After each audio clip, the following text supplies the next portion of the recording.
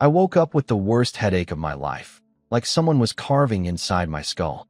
My hands touched silk sheets, which made no sense because I was just a regular office worker grinding through overtime back on Earth. When I opened my eyes, I found myself in a huge, fancy bedroom with carved ceilings, velvet curtains, and a stone castle outside the window. A big sword hung on the wall, knight armor stood by the door, and a silver mirror showed me a face that wasn't mine. A pale, good-looking teenager with black hair and blue eyes. Then memories hit me like a flood.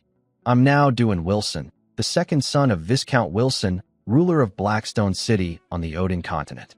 This world has real gods, priests who can sense evil spirits, and powerful mages who can examine souls. And that's my biggest problem.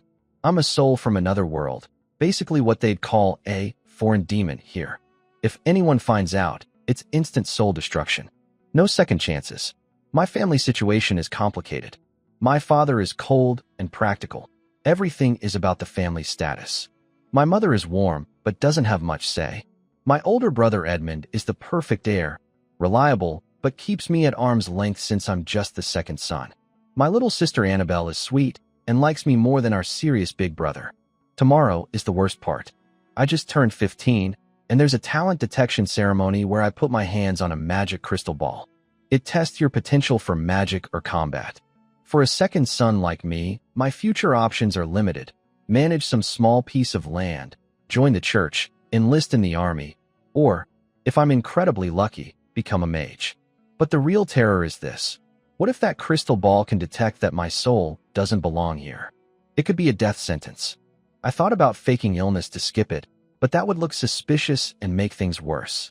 I have to act normal, just a nervous teenager facing his big test.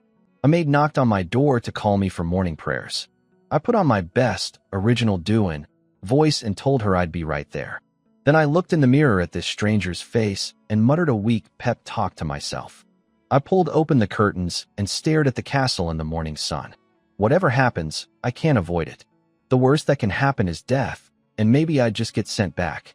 So, let's do this. The family hall was set up for the talent detection ceremony. A basketball-sized crystal ball sat on a velvet table in the center, and every time I looked at it, I felt like it was grinning at me.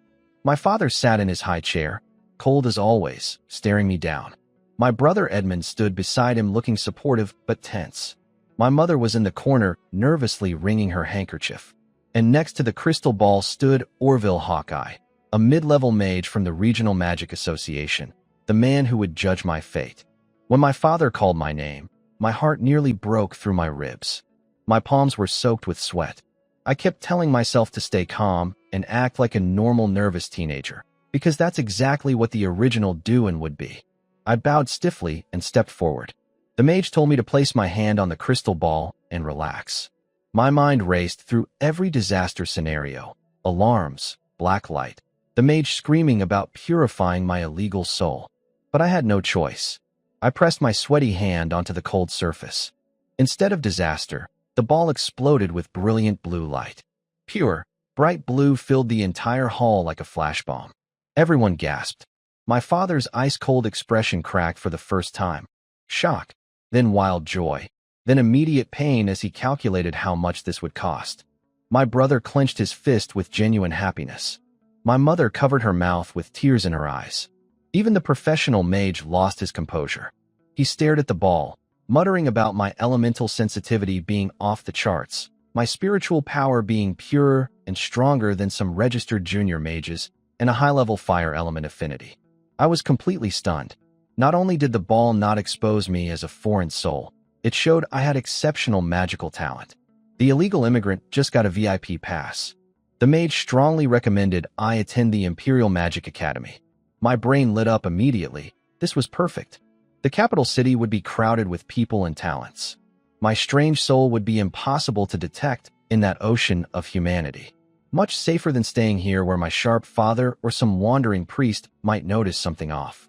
Plus, I'd learn real magic to protect myself. I looked at my father with my best eager young man expression and told him the academy was my dream. He wrestled with the enormous cost, but finally nodded and agreed the family would arrange it. For the rest of the day, everything changed. Servants treated me with more respect. Dinner was the fanciest I'd ever seen. My father's glances were a few degrees warmer. My mother kept piling food on my plate. My brother congratulated me several times and mentioned the family's trade connections in the capital.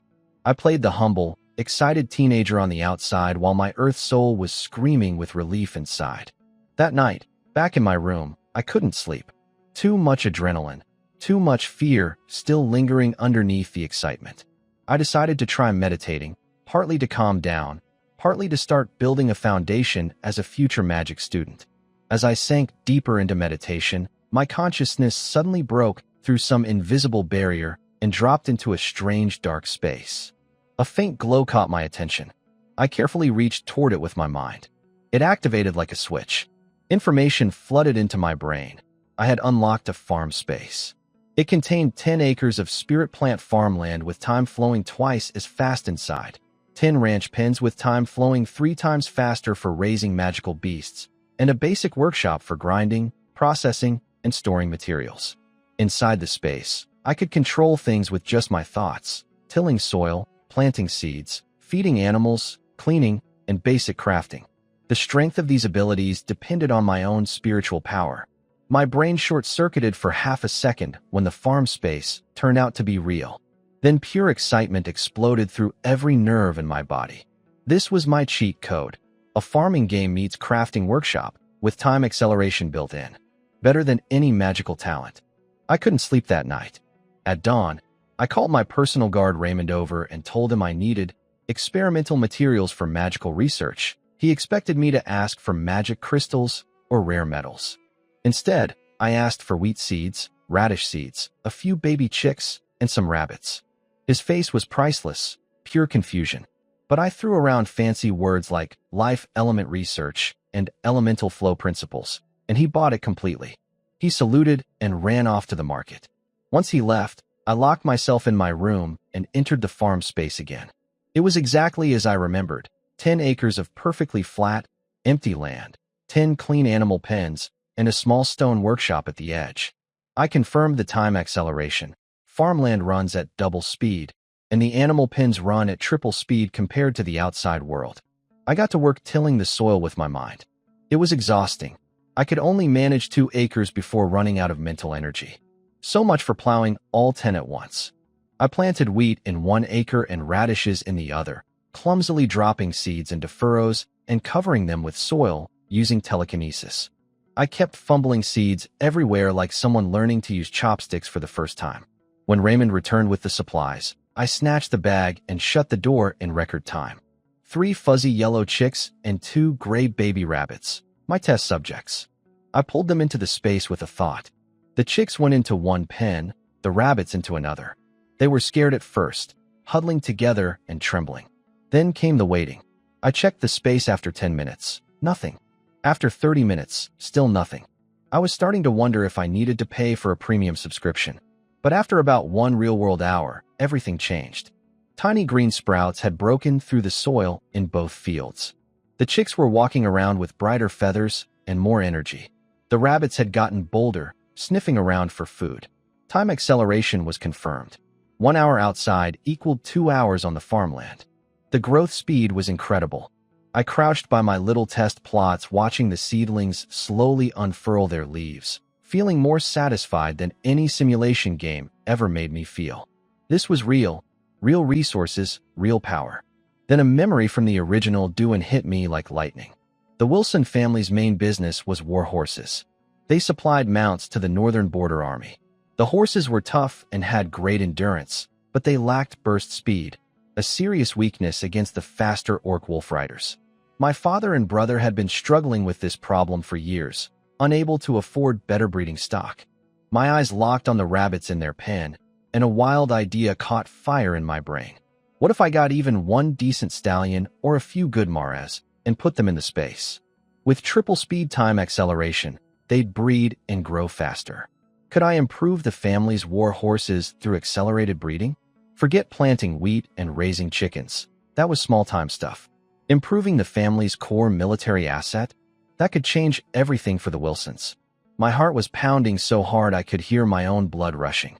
A grand plan about horse breeding had officially taken root.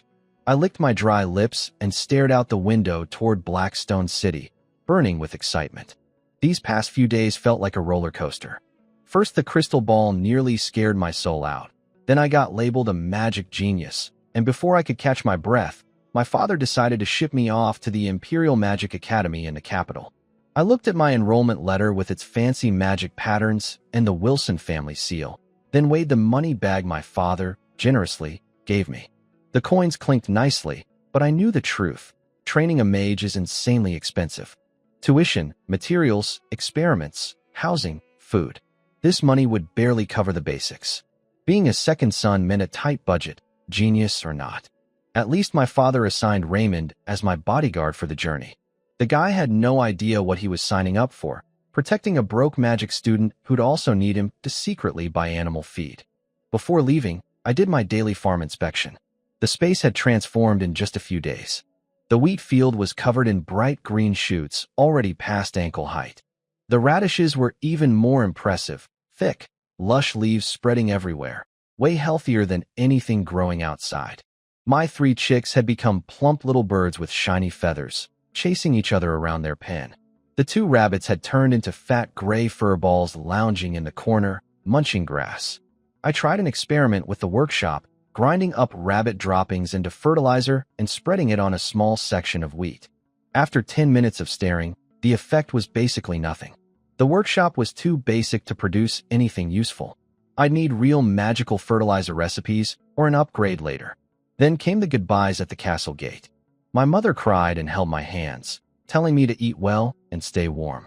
I awkwardly promised I'd come back and light her candles with fireballs. She laughed through her tears and hugged me tight. My brother Edmund patted my shoulder and told me to make the family proud. Then he secretly slipped me an extra money bag, heavier than what our father gave me. He whispered that the capital was expensive and I'd need it. I nearly hugged his legs in gratitude. Edmund was a good man. That extra cash boosted my confidence enormously. Last came my father's farewell speech. He stood tall as a tower, eyes like blades, and told me I was no longer just his son. I was a representative of the Wilson name. Magic was responsibility, not for showing off. I must protect myself, protect my future companions, and protect the family honor. He warned me not to lose myself in the capital's temptations, and left the consequences of failure unspoken but perfectly clear in his cold stare. I straightened my back and declared I would study hard and never disgrace the family, throwing in a modified knight's oath for good measure. He stared at me for a long moment, then gave a single satisfied nod. I climbed into our modest carriage with Raymond, and we rolled away from Blackstone Castle.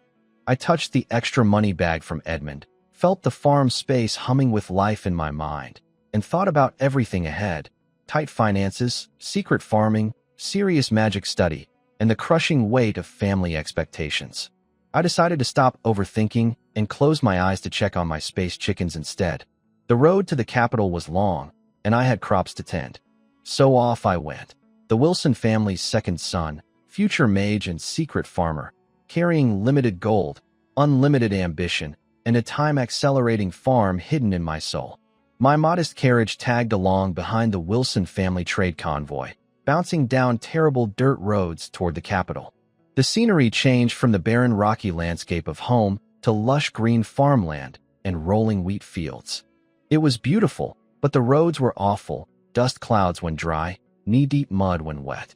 I missed paved roads and high-speed trains.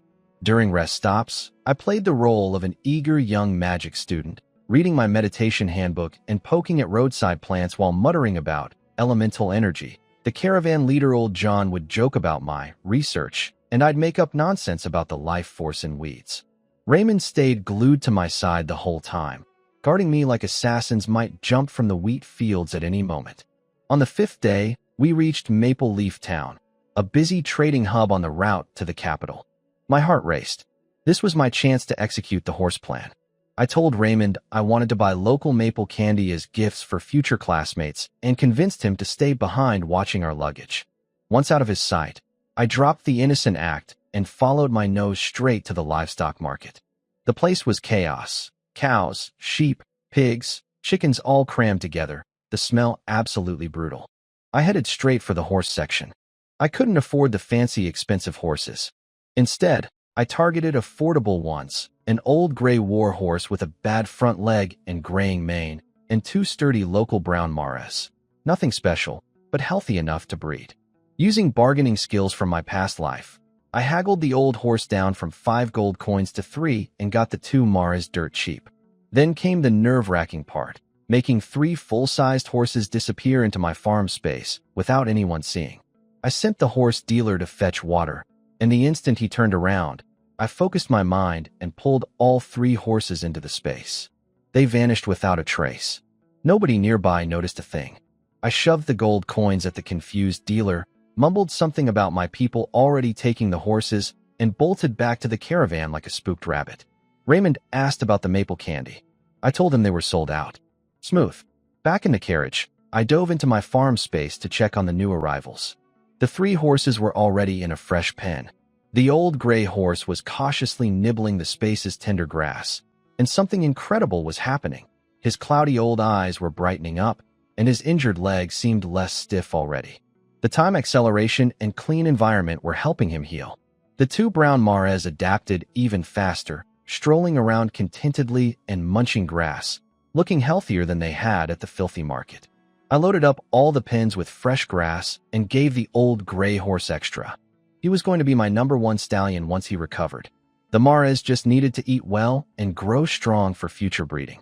Looking at my little kingdom, chickens scratching, rabbits hopping, horses chewing, I felt a deep sense of accomplishment. My secret animal breeding operation was officially up and running. When the carriage rounded the last hill and the imperial capital came into view, I was speechless. Compared to this place, my family's Blackstone castle was a doghouse. The city walls were 3 times taller, lined with glowing magic towers. Massive gates swallowed rivers of people and carriages. In the northwest corner, enormous white crystal mage towers pierced the clouds, with visible streams of colorful elemental energy flowing along their surfaces. The air itself tasted like magic. That was the Imperial Magic Academy, my new home. Getting through the city gates was easy enough with my enrollment letter, but standing before the Academy's black obsidian gate, carved with silver runes and guarded by stone gargoyles with moving eyes, I truly felt small. Inside was another world. Green lawns, statues of famous mages, people in colorful robes hurrying everywhere, an air so thick with magic it made my hair float. Then came enrollment, and my wallet got destroyed. Tuition, 50 gold. Dorm, 30 gold for a semester. Materials kit, 10 gold. 2 robes, 5 gold. 95 gold total. I emptied both my father's money bag and Edmund's secret gift. It hurt watching every coin leave my hands. In return, I got a dull metal ID tag, 2 gray apprentice robes, a bag with cheap magic crystals, blank scrolls, 1 bottle of basic meditation potion, and a slip of paper reading, West District, Building 13, Room 404. The dorm was depressing. A plain 3-story stone building covered in ivy. The hallway smelled like dust and suspicious food. The building manager was a grumpy woman who tossed me a key without looking up. Room 404 was tiny, 4 iron beds, 1 wobbly table, for small cabinets, 1 small window. 2 roommates were already there. A golden-haired noble kid sat polishing a sapphire brooch, barely acknowledging me with a sniff. On the upper bunk, a skinny kid with bottle-thick glasses was buried in a textbook, completely oblivious to the world. I sent Raymond off to find a cheap inn and some work in the city. I simply couldn't afford to keep him nearby. Sitting on my rock-hard bed in that cramped room, I felt pretty miserable. But then night came, and I entered my farm space. Everything had transformed beautifully. The wheat field was a golden ocean of heavy, ripe grain, at least 30% more productive than normal farmland. The radishes were fat, white, and crisp, pushing halfway out of the soil. My 3 chicks had grown into magnificent full-sized chickens, strutting around proudly. The 2 baby rabbits were now plump adults with glossy fur, and one of the females looked pregnant. The horse pen was the biggest surprise. The old gray horse had been completely reborn. His mane was thick and shiny, his eyes bright and alert, his injured leg now stepping firmly. He could even trot. The 2 brown mares were sleek and well-fed, clearly ready for breeding. I harvested everything. Using my mind like a combine harvester, I swept the wheat field clean, golden grain poured into storage. I pulled up rows of plump radishes that shook off their dirt and stacked themselves neatly. I restocked all the animal pens with fresh grass and water, gave the old gray horse an extra helping and a mental mane brushing. Looking at my grain stores, my pile of radishes, my healthy animals, and my rejuvenated stallion, I felt genuinely happy for the first time since arriving in the capital. I fell asleep hugging my hard pillow, dreaming about my breeding program and the empire I'd build from this secret farm. The next morning, I sat on my rock-hard bed munching a crisp radish from my farm space, thinking about the next step. The old gray horse had basically reverse-aged in the space, muscles bulging, coat shining, stamping around his pen bursting with energy. The two brown mares were equally healthy and in their prime breeding years. The time had come. I dove into the space and played matchmaker. I led the eager old gray horse to Mare's pen. He was practically vibrating with excitement. She was startled at first, but after some mental soothing from me, I opened the gate. He shot in like lightning. What followed was not something I ever expected to witness through telepathic awareness. I kept asking myself why a magic student was watching horses breed. But it worked. The old gray strutted out looking 10 years younger. Then I brought him to Mare B. Same result. The old guy had incredible stamina thanks to the space-enhanced diet. After both sessions, I sent him back to his private pen for a well-deserved meal and mental massage. I collapsed out of the space feeling more drained than if I'd cast 100 spells. But the excitement was overwhelming. What would the foals be like? Would they inherit improved traits from the space-enhanced parents? I kept scanning the mares' bellies with my mind, hoping for signs of pregnancy. Meanwhile, classes started at the academy. The basic curriculum covered meditation techniques, elemental sensing, magic runes, and magical history. And I discovered something wonderful. My earth education gave me a huge advantage. Complex meditation pathways? I visualized them as 3D models based on anatomy diagrams I remembered. Elemental affinity theories? I reframed them as energy wave frequency matching. Magic runes? I broke them down into geometric shapes and logic circuits. Everything clicked faster for me than for my classmates. During our first practical lesson, the instructor taught basic light and breeze spells. While most students were still struggling to sense elements or drawing wobbly runes, I completed both spells on my first try. A tiny but stable white light appeared on my fingertip, and a small controlled breeze ruffled my hair. My roommates noticed. Roy Campbell, the golden-haired noble kid, failed his light spell 3 times and shot me looks of surprise mixed with jealousy. Finn, the glasses-wearing bookworm, had the best theory knowledge but fumbled badly in practice. The bald, stone-faced instructor, Mage Goodwin, stopped beside me during his patrol. He stared at my little light and the breeze spinning around my finger for 3 full seconds, gave one almost invisible nod, and walked on. That tiny acknowledgement sent ripples through the classroom. I kept a calm face while my inner self was doing a victory dance. These were just baby tricks, worthless to real mages. But standing out early helped maintain my talented student cover while I secretly ran my farm and breeding operation. The moment class ended, I hurried back to the dorm. My real priority was checking whether the mares were showing signs of pregnancy. Magic studies by day, secret horse breeding by night. I was living a double life and loving every minute of it. Days flew by in my double life. In class, I was the theory whiz. My light spell was steady as an LED, and I could aim my breeze spell precisely enough to nudge Finn's glasses without flipping his book pages. Instructor Goodwin seemed pleased. Roy kept giving me dirty looks, convinced I was secretly taking extra lessons. Finn constantly bombarded me with impossibly complex theoretical questions that I barely survived by faking answers with earth science concepts.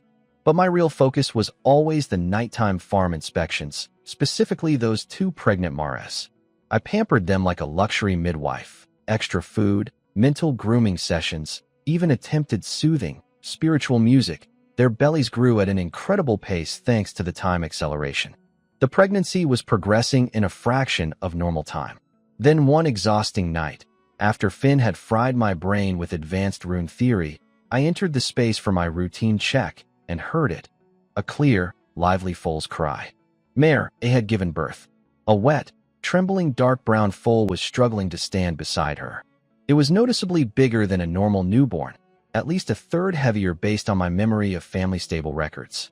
Its legs shook, but its core strength was remarkable. Within minutes, it was standing, then walking, then actually trying to bounce around. The energy was off the charts. Before I could process that excitement, Mare B's pen rang out with another cry. She delivered too, another dark brown foal, equally large-boned, bright-eyed, and bursting with vitality. Both foals had thicker skeletons, denser bones, and far more athletic instincts than any normal newborn horse. Then came the real shock. Another cry from Mare's pen. She'd had twins. This second one was completely different. Its coat was light gray with streaks of near silver in its mane. It was the biggest of the three, with longer legs, perfect proportions, and eyes that held no newborn confusion at all, just calm, sharp awareness. While the other foals had struggled to stand, this one barely tried before rising steadily to its feet. It lifted its head and surveyed the space like a born leader. It had inherited the old gray stallion's best features, amplified by the space's power. I ran frantic mental measurements on all three. Birth weight, way above normal. Bone density, significantly higher. Vitality, maximum. The silver-maned one topped every category. These weren't magical beasts that could breathe fire or anything like that. But their raw physical potential, weight, bone structure, strength, agility, and that intelligent gleam in their eyes proved they were far beyond ordinary war horses. They were the prototype of the improved battle horse I dreamed about. I showered the exhausted mothers with double rations and arranged the best post-birth care I could manage. The old gray stallion watched proudly from his pen, and I rewarded him with extra food and a deluxe mental massage. Lying on my hard bed afterward, I was grinning ear to ear. Roy's attitude, Finn's impossible questions, the crushing cost of living in the capital, none of it mattered anymore. I had land, grain, chickens, rabbits, and now 3 extraordinary foals that could change my family's future. The optimized warhorse project, Phase 1, was a complete success. Life was good lately. In class, I breezed through everything while Roy's frustrated face became my daily entertainment. Finn had basically attached himself to me as a permanent study partner, throwing impossibly hard questions at me that I barely survived with bluffed answers. But the real joy was my farm space. The 3 foals were growing at an insane rate thanks to time acceleration and premium feed. In just a few outside days, they'd shed all their newborn weakness and bulked up visibly. The 2 brown foals, A and B, had shiny coats with muscles starting to show. They were so energetic they spent all day chasing each other and kicking up hay. One of them cracked a wooden stump with a single hoof strike. I had to remove their toys before they destroyed the pen. Silver Mane, my special gray colt, was the star. His silver-streaked coat glowed like moonlight. He was the biggest, the fastest, the most graceful. He liked standing on high spots overlooking the whole ranch, and the other 2 foals seemed intimidated by him. His bone density felt close to steel. Then a letter arrived from home, written by my brother Edmund. After the usual warm greetings and our mother's tearful reminders to eat properly, Edmund got to the real news.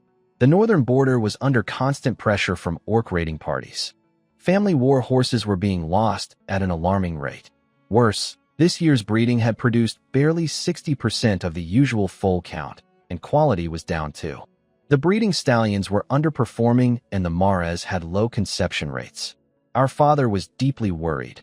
The family's military horse supply contracts and reputation were both at risk.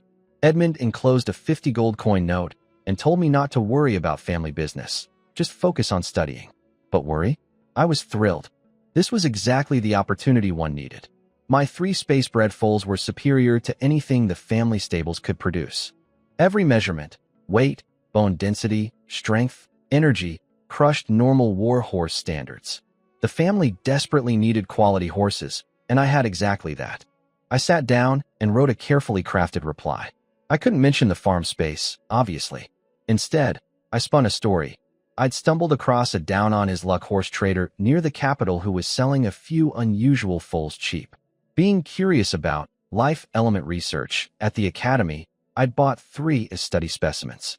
I'd been observing them at a farmer's place outside the city, and their growth rate and physical development were extraordinary, far beyond normal horses.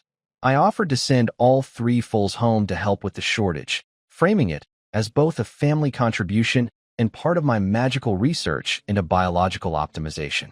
I attached fake observation notes and wrapped everything in humble, eager-to-help language. Reading it back, I could already picture Edmund's confused face wondering if his little brother got scammed by a horse dealer. But once they actually saw those foals, confusion would turn into shock. I sealed the letter with a grin. Tomorrow, I'd have Raymond arrange a reliable merchant convoy to transport my 3 experimental specimens, my family's future gold mines, back to Blackstone City. Getting the foals out of my secret space and into the real world without exposing anything, that was the tricky part. I woke Raymond before dawn and told him we were going on a magical ecology field trip. He didn't question it.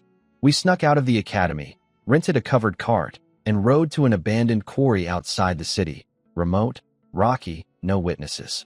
I sent Raymond ahead while I pretended to commune with nature. Then I entered the space, fitted simple leather halters on all 3 foals, and pulled them out. 3 flashes of light, and suddenly 3 impressive young horses stood on the quarry stones. Silvermane announced his arrival with a proud, ringing cry.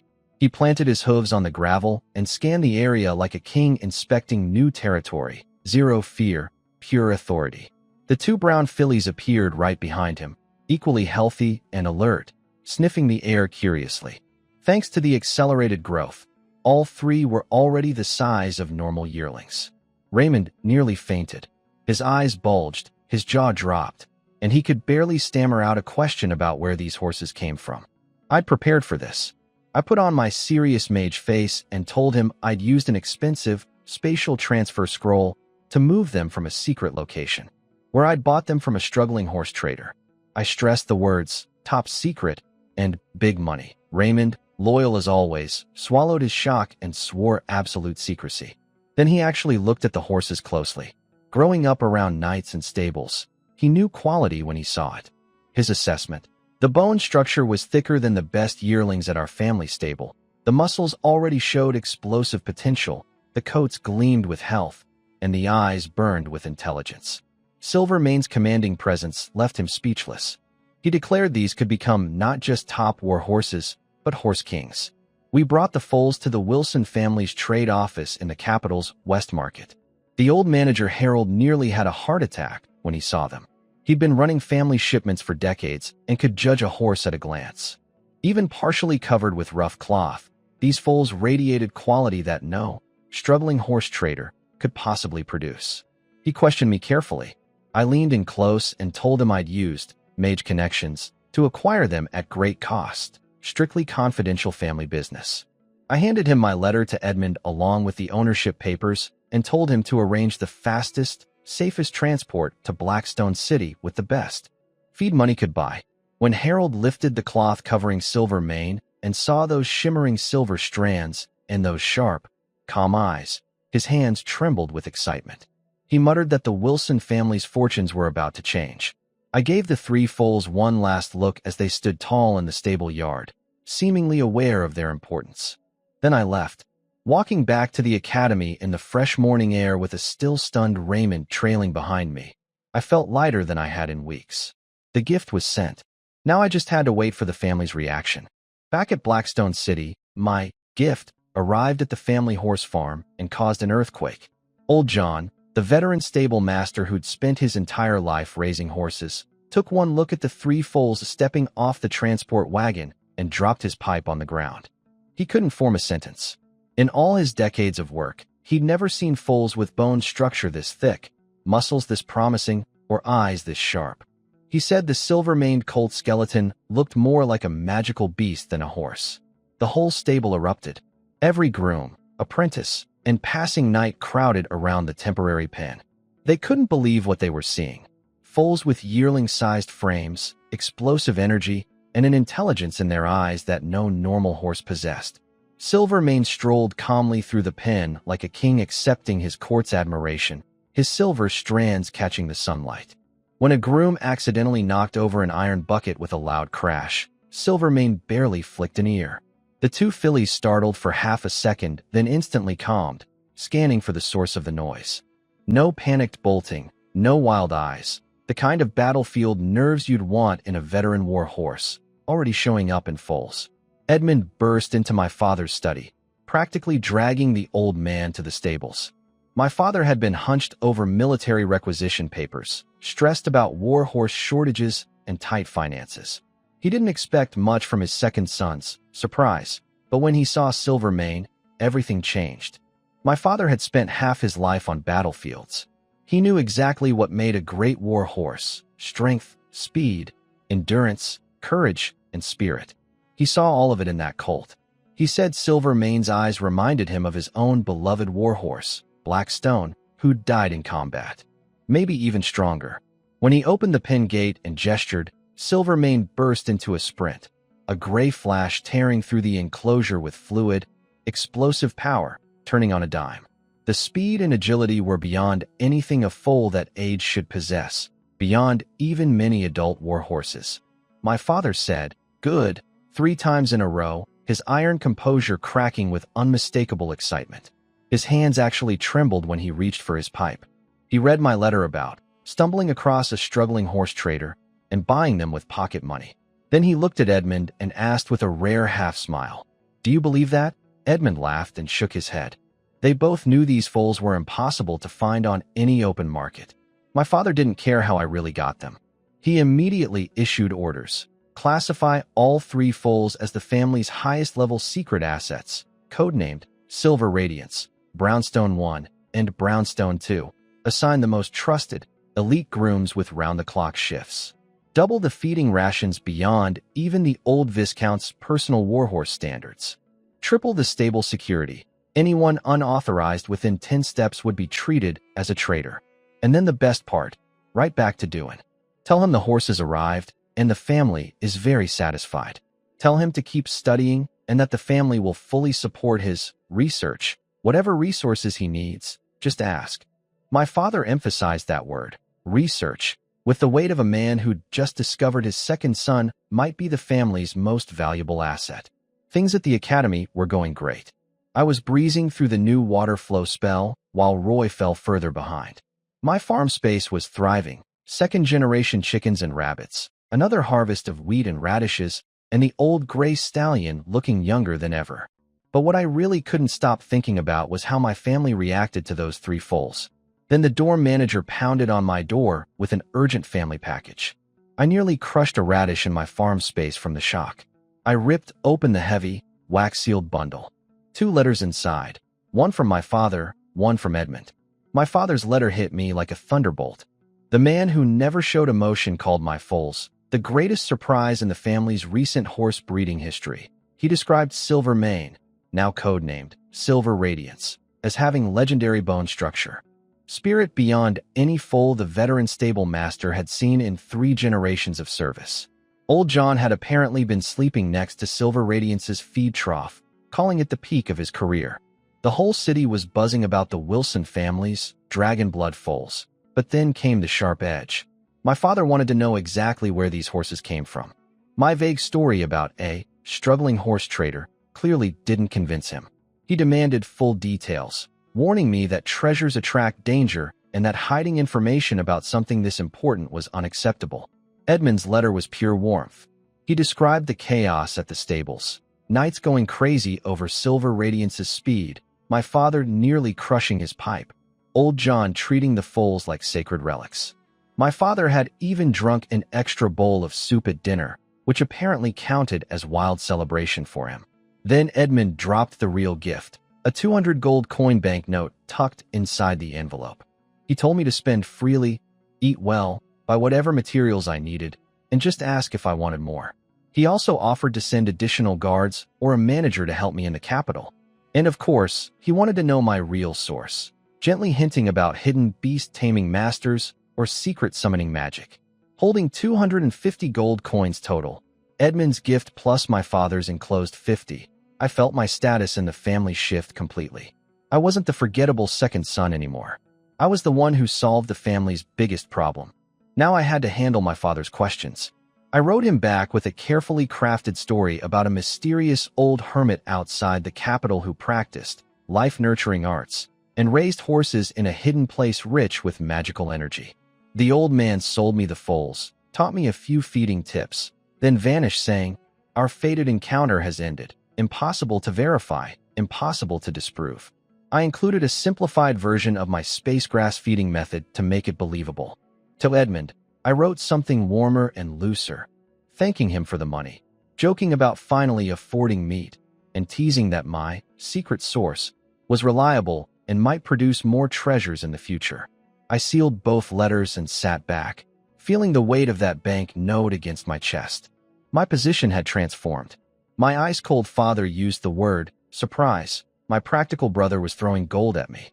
The family's core business problem, warhorse quality, now had a solution, and I was the one who provided it. With this fresh capital, it was time to upgrade. Better seeds, magical beast cubs, expanded operations. My secret farm was about to level up. I sat on my creaky bed, fingering the 200 gold coin note Edmund sent me, and for the first time I felt dissatisfied with my farm space. Not because it wasn't working, it was working beautifully. Golden wheat, fat radishes, healthy livestock, the old gray horse looking better than ever. The problem was that all of it was worth almost nothing. Selling a cartload of premium radishes in the capital would earn me pocket change. Using a time-accelerating magical space to grow ordinary vegetables was like driving a race car to deliver newspapers. Completely wasted potential. The warhorse experiment proved what real value looked like. 3 foals cracked my father's iron composure and made my brother shower me with gold. Why? Because they solved a critical problem. They hit the family's biggest pain point. That's when it clicked. I needed to grow magical plants, not radishes. Take something basic like hemostasis grass, common and cheap. But what if space-optimized versions had double the healing power? Mercenaries and armies would fight over it. Or concentration flowers, currently worth 1 gold each. If I could boost their effect by 30% with fewer side effects, every magic student and junior mage would want them. And higher-tier magical plants, ingredients for fire enhancement potions, longevity elixirs, breakthrough medicines. Those were strategic resources that even powerful mages and great nobles would pay fortunes for. Accelerated growth plus optimization could turn my farm into a magical plant factory. Stronger effects, shorter cycles, higher yields, better quality. And if I learned alchemy on top of that, the profits would multiply exponentially. Growing radishes while sitting on this gold mine, that was begging with a golden bowl. Then I thought harder about my position. Inheriting a title was impossible. My father was healthy as a castle wall, and Edmund's position as heir was rock solid. Staying under the family's wing meant being a glorified servant with a fancy title, constantly watched, unable to explain where my magical plants came from without the lies getting more and more ridiculous. The academy was safer, but too restrictive. Everything was expensive, eyes were everywhere, and there was no room for large-scale operations. The capital was just a stepping stone. My real goal crystallized: build enough power to claim my own territory in the north someday. Become an independent lord, not a dependent second son. I mapped out my plan. First, master alchemy. That was the key skill.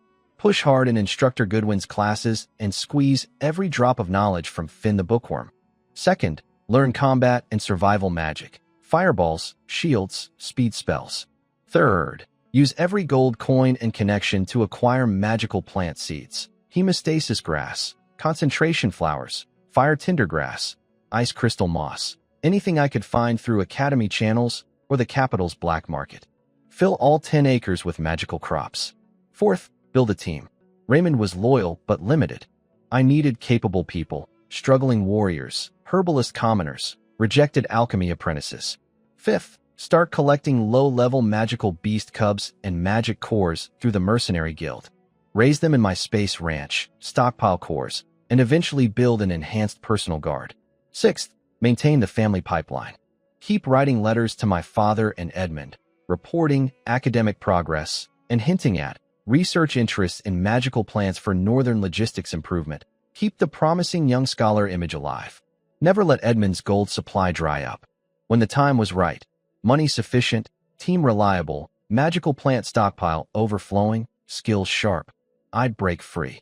Apply for a northern development charter, claim my own land, and build my own power base. I'd step into the open as a talented alchemist, trading enhanced healing potions and concentration elixirs on equal terms with the family and even the royal military. No more made-up stories about mysterious hermits. Just undeniable value.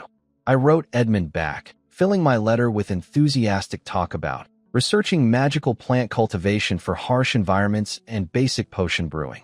I casually mentioned that magical materials were painfully expensive in the capital and asked if he could send some common hemostasis grass and concentration flower seeds from the south. Every word painted me as a devoted son thinking about the family's future. I tucked the bank note against my chest and looked out at the glowing mage towers. Radishes were finished. The next chapter was magical plants, gold, allies, and eventually, freedom. The second son's chains would break. It was just a matter of time. I hit the academy library like a man on a mission, dragging Raymond behind me as a human bookshelf. I grabbed every book on basic alchemy and magical plants I could find, potion recipes, plant cultivation guides, ingredient lists. I wasn't interested in theory. I wanted formulas and shopping lists. The numbers were beautiful. A low-level meditation potion cost about 2 gold coins in materials, but sold for 5 to 10. Healing salves, energy drinks, all had fat profit margins. The key ingredients were common magical plants, concentration flowers, hemostasis grass, awakening mint, moonlight grass. Exactly the kind of things my space could supercharge. I headed to the Academy's materials shop first. One look at the prices and I walked right out. 1 gold coin for a mediocre concentration flower seedling was highway robbery. Instead, I dragged Raymond to the West Market Black Street, a grimy maze of shady vendors selling everything from fake antiques to stolen magical items. Most of what the vendors had was garbage. Dried-out seeds, wilting plants, worthless leaves. But in a quiet corner, I found a silent merchant with decent stock, living hemostasis grass, budding concentration flowers, and fresh awakening mint, all with noticeably stronger life energy than the rest. I haggled hard and bought 3 bunches of hemostasis grass, 3 concentration flowers, 2 mint plants, and a packet of moonlight grass seeds. My wallet shrank painfully, but the investment was worth it. Back in my space, I planted everything carefully. The results were immediate and thrilling. Under double-speed acceleration, the wilting hemostasis grass perked up with deep green leaves and stronger energy. The concentration flower buds slowly opened, silver patterns glowing on their petals, releasing a calming aura several times more potent than before. The mint unfurled bright green leaves radiating a refreshing coolness. Moonlight grass seeds sprouted within hours, their tiny leaves already showing faint silver specks. Space optimization worked on magical plants. Confirmed. Next step, actually making potions. I rented a tiny alchemy lab at the academy, basically a closet with a crude cauldron, some glass tubes, and a heating circle. 5 silver coins per hour, materials not included. My first attempt at healing salve exploded. The mixture turned dark green, bubbled violently, and sprayed burnt sludge all over my face. Raymond peeked and looking genuinely worried I was brewing poison. Second try, an energy drink. I lost control of the temperature, and the whole thing dissolved into foul-smelling black goop. More money wasted. Third attempt, meditation potion. This time I focused everything I had, controlling temperature precisely with my mind, following the recipe to the letter. Slowly, the murky liquid turned clear, then shifted to a pale blue, releasing a clean, calming scent with tiny silver sparkles floating inside. It worked. I took the potion to a shady dealer on the black market who bought, questionable origin, magical goods. He tested it, looked mildly surprised, and said the energy was unusually pure, stronger than typical apprentice-made stuff. We settled on 6 gold coins. My cost had been about 2. Nearly 4 gold profit on 1 bottle. With those warm coins in my pocket, I went straight to the live creature market near the Mercenary Guild. The smell was brutal, but I found what I wanted. 2 steel-tooth rabbit cubs and 1 earthshell lizard cub, the cheapest, tamest magical beasts available. 3.5 gold coins total. I brought them into my space and released them into empty pens, where they immediately started sniffing around the fresh grass. Lying on my hard bed that night, exhausted but satisfied, I took stock. Magical plants planted and already thriving in the space. First potion successfully brewed and sold at a profit. First magical beast cubs acquired and housed. My alchemy failure rate was embarrassing, but the proof of concept was solid. The assembly line was running. Grow magical plants, brew potions, sell potions, buy more seeds and beast cubs, repeat. Each cycle would get more efficient and more profitable. The farming mage's empire had officially begun. My magical plants had gone absolutely wild in the space. The hemostasis grass grew thick, tough leaves with edges sharp enough to cut, radiating intense medicinal energy. The concentration flowers bloomed with glowing silver patterns, releasing a calming aura so powerful it instantly cleared my study fatigue better than any commercial potion. The moonlight grass developed tiny silver specks on its leaves at night, pure lunar energy, definitely above normal levels. And the awakening mint grew fat, juicy leaves with a refreshing kick so strong that just mentally sniffing it felt like getting jabbed with ice needles. My space warehouse was bursting with premium magical plants. The old radishes and wheat sat sadly in the corner, completely outclassed. I was ready to make serious money. Overflowing with confidence, I marched into the Academy's public alchemy lab, paid my 5 silver coins, and got to work. First attempt, healing salve. I melted the beeswax perfectly. Then I crushed my premium hemostasis grass and dripped the juice in. The cauldron went berserk. The liquid turned from clear to ink black, swelled up like a volcano, blew the lid clean off, and sprayed a glob of scorching green sludge directly onto my face. The leftover goop looked like sewer waste. Putting that on a wound would probably cause infection, not healing. Second attempt, energy drink. I carefully heated water, added the root ingredient at the right temperature, then gently dropped in a leaf of my amazing awakening mint. The water instantly exploded into a muddy brown foam that smelled like expired candy mixed with dirt. Drinking it wouldn't wake anyone up, it would mentally scar them. Raymond poked his head in hopefully and asked if the smell being slightly less awful meant I'd succeeded. I snapped back that I was doing reverse material testing, very advanced stuff. He left looking confused, staring at the wreckage of 2 failed batches and the wasted premium ingredients. My harvest-fueled confidence deflated completely. Having world-class ingredients meant nothing if the chef was terrible. I had the best magical plants in the city and the worst alchemy skills in the academy. The painful truth hit me hard. Space farming was only half the equation.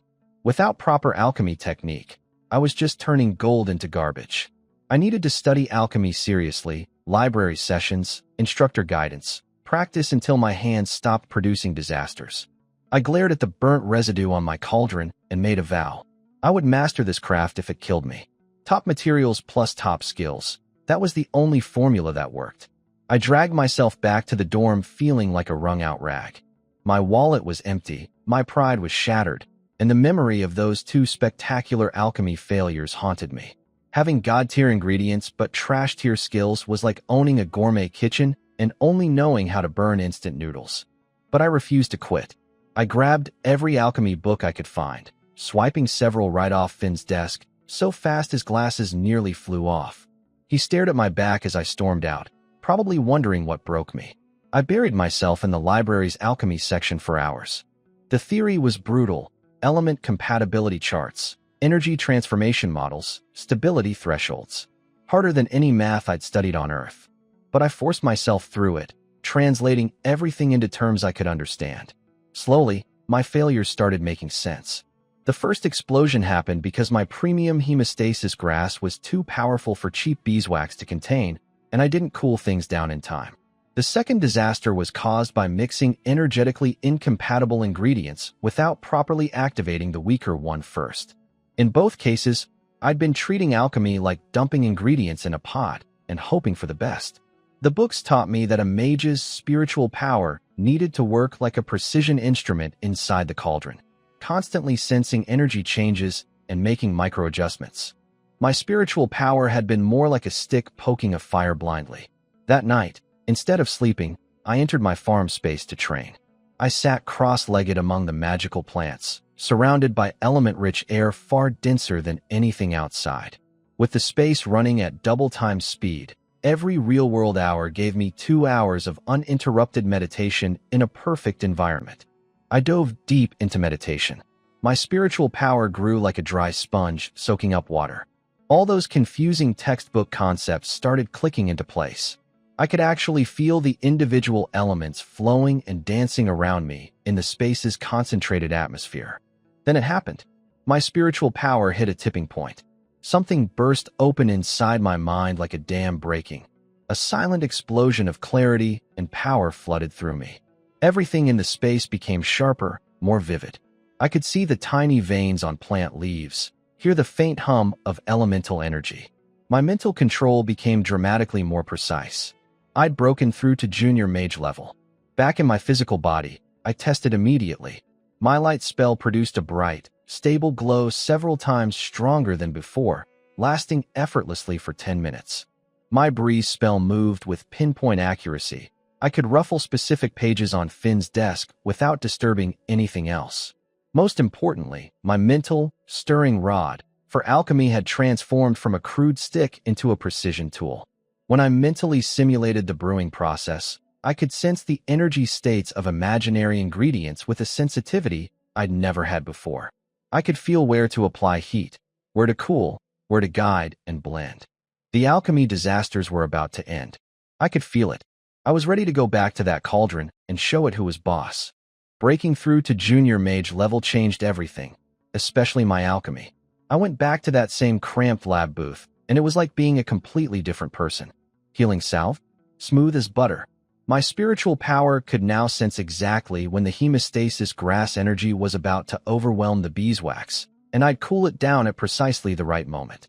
Out came a deep green paste with a clean medicinal scent, 100 times better than my earlier disasters. Energy drinks? Even easier. I balanced the mint's sharp coolness against the Vitality Root's sluggish energy, like a master bartender mixing cocktails. Clear, pale green, refreshingly potent.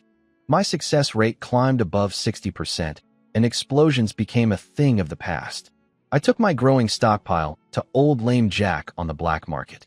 He tasted my products, raised an eyebrow, and admitted the quality was noticeably above standard apprentice work. We haggled, 7 gold for healing salve, 6.5 for energy drinks. Since my space-grown ingredients cost almost nothing, every sale was nearly pure profit. My money bag was getting fat again. But money alone wasn't enough. I couldn't build a northern territory by myself.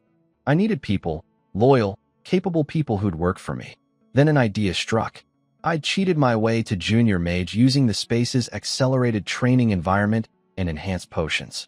What about kids labeled as inferior talent, ones the academy and nobles considered worthless? If I could find children with even a trace of elemental sensitivity, I could use my space and potions to develop them into useful magic-capable workers. Nature affinity kids could accelerate crop growth. Earth affinity ones could help with construction. Perfect for building a frontier settlement. I took Raymond to the slave market in the outer city's Black Iron Fence district. The place was a nightmare. Filthy streets, rusting cages stuffed with desperate people, the crack of whips, and the stench of hopelessness everywhere. I won't pretend it didn't sicken me. But I wasn't there to be a saint. I was there to find diamonds in the garbage. I went to a larger slave merchant called the Skull and Coin Society, which had the resources to do basic magical aptitude testing on their stock. I quietly extended my spiritual power, scanning the caged children one by one. Most showed nothing. Dead silence, zero elemental resonance. But after exhausting, draining work, I found 5. 3 boys, 2 girls, ages 10 to 15. All ragged, starving, eyes either blank or feral. But their spiritual signatures were unmistakable. 3 with nature element sensitivity and 2 with earth element sensitivity. Faint as candle flames in a windstorm, but real. The gold-toothed merchant wanted 100 gold coins. I talked him down to 65 through aggressive bargaining. He thought I was a fool. Who buys inferior talent slaves? They're only good for scrubbing alchemy lab floors. He had no idea what I could do with them. I signed the binding magical contracts, collected my 5 trembling new charges, and left that hellhole with Raymond guarding them closely. Looking at those scared, skinny kids huddled together like baby quails, I didn't see waste. I saw my future construction crew, my farming team, my foundation for everything I planned to build in the north. Leading 5 terrified kids out of that slave market felt like carrying fragile cargo that could shatter at any moment. I brought them to a small rented house I'd prepared in a quiet alley in the academy's outer district. a plain place called Oak House. Nothing fancy, but it had a courtyard, a well, clean walls, and most importantly, privacy and safety. The kids huddled at the door, staring at the clean floor and intact roof like they couldn't believe it was real. No cages, no whips. First thing I did was throw out their slave numbers. Grass 7, Grass 8, Dirt 5, those labels were dead. I walked down the line and gave each one a real name. The stubborn-eyed boy became Carl. The sharp-looking one, Amir. The stocky boy, Bard. The timid girl, Leah. The smallest girl, Ella. I told them this was their new beginning. They'd learn, they'd grow, and once they mastered what I taught them, they could become retainers of the Wilson family. Not slaves, but people with standing. The word, freedom, hit them like a slap. Carl unconsciously touched the brand on his wrist. They couldn't quite believe it. But talk means nothing to starving children. I had Raymond cook up a real meal, sizzling smoked meat with stewed radishes and cabbage from my farm space. When the smell filled Oak House, their stomachs roared in unison. They hadn't seen real meat in who knows how long. When the steaming bowls reached their hands, they shook so hard the soup nearly spilled. Little Ella forgot her fear entirely, just pressing her nose toward the food. They ate with their heads down, tears mixing quietly with the hot broth. Warm stomachs first. That's how you start thawing frozen hearts. After the meal, I sat them around the big table. Before any magic training, they needed basics, reading. I handed Raymond chalk slates and charcoal pencils and appointed him their literacy teacher. His face collapsed. Fighting bandits? Easy. Teaching letters? Torture. But he grabbed the slate, took a deep breath, and bellowed at maximum volume. This word is person. One stroke left, one stroke right. Standing tall. That's a person. You are all people. Understand. The kids nearly jumped out of their skin. Why yes, louder. Did you not just eat? Yes. Say it. Person. Person, they screamed back, faces red. It was rough, but effective. That word and Raymond's roar. You are people, not livestock, burned itself into their memory. As evening fell and oil lamps cast warm light across the room, the children lay on the floor practicing their first written word over and over with charcoal, faces scrunched with concentration. Little Leah pressed so hard her cheeks flushed red. Then I guided them through a basic meditation exercise, just breathing, relaxing, feeling the warmth of the lamp and the breeze outside. They settled down without resistance this time. I gently extended my spiritual power around them, letting the natural vitality from my farm space seep into the room like an invisible warm blanket. Oak House was quiet. 5 broken children were learning their first word and taking their first step toward a future none of them had dared to imagine. And I was watching the foundation of my future team slowly take shape. Mornings at Oak House started with Raymond's bellowing literacy lessons. The kids were learning fast. They'd snap to attention the moment they saw a slate board. Little Leah was the most driven, ever since a faint green glow flickered on her fingertip during meditation. That tiny spark became her entire motivation. But I knew I couldn't handle both money-making and magic teaching. I needed help. Roy was out of the question, too arrogant. But Finn, my bookworm roommate, was perfect. Encyclopedic knowledge, just terrible at practical magic himself. I slapped him on the shoulder and offered a deal. Tutor my kids in basic magic theory in exchange for a steady supply of my enhanced meditation potions. He stared at the glowing blue bottle in his hands, wrestled with himself for about 3 seconds, then agreed. Professional instruction for the kids, and I'd be free to focus on business. Whether Finn would freak out discovering they had inferior talent, I'd deal with that later. With the kids handled, I dove into my farm space to check the livestock. The steel-toothed rabbits had been busy. In just 1 outside month, 3 months in the accelerated pens, the female had produced a whole litter of fuzzy babies with oversized white teeth, already growing at ridiculous speed. The earth-shell lizard, meanwhile, was still lounging in its sand pit doing absolutely nothing productive. I poked its shell with my mind. It opened one eye, then went back to sleep. Looking at the fully grown male rabbit, I had an idea. I'd been eating radishes and smoked meat for weeks. Why not try magical beast meat? I pulled the rabbit into the processing workshop. The workshop's tools activated, skinning, separating organs, slicing the meat into clean cuts. The flesh had visible earth element energy running through its grain. My mouth watered just looking at it. Then came the real shock.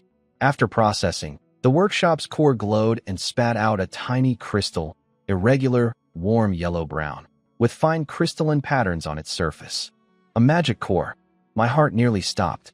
According to what I'd read in the library, steel-tooth rabbits are the lowest-tier earth element magical beasts, and only about 1 in 10 adults ever develops a core. Yet this rabbit, barely past maturity, had produced one.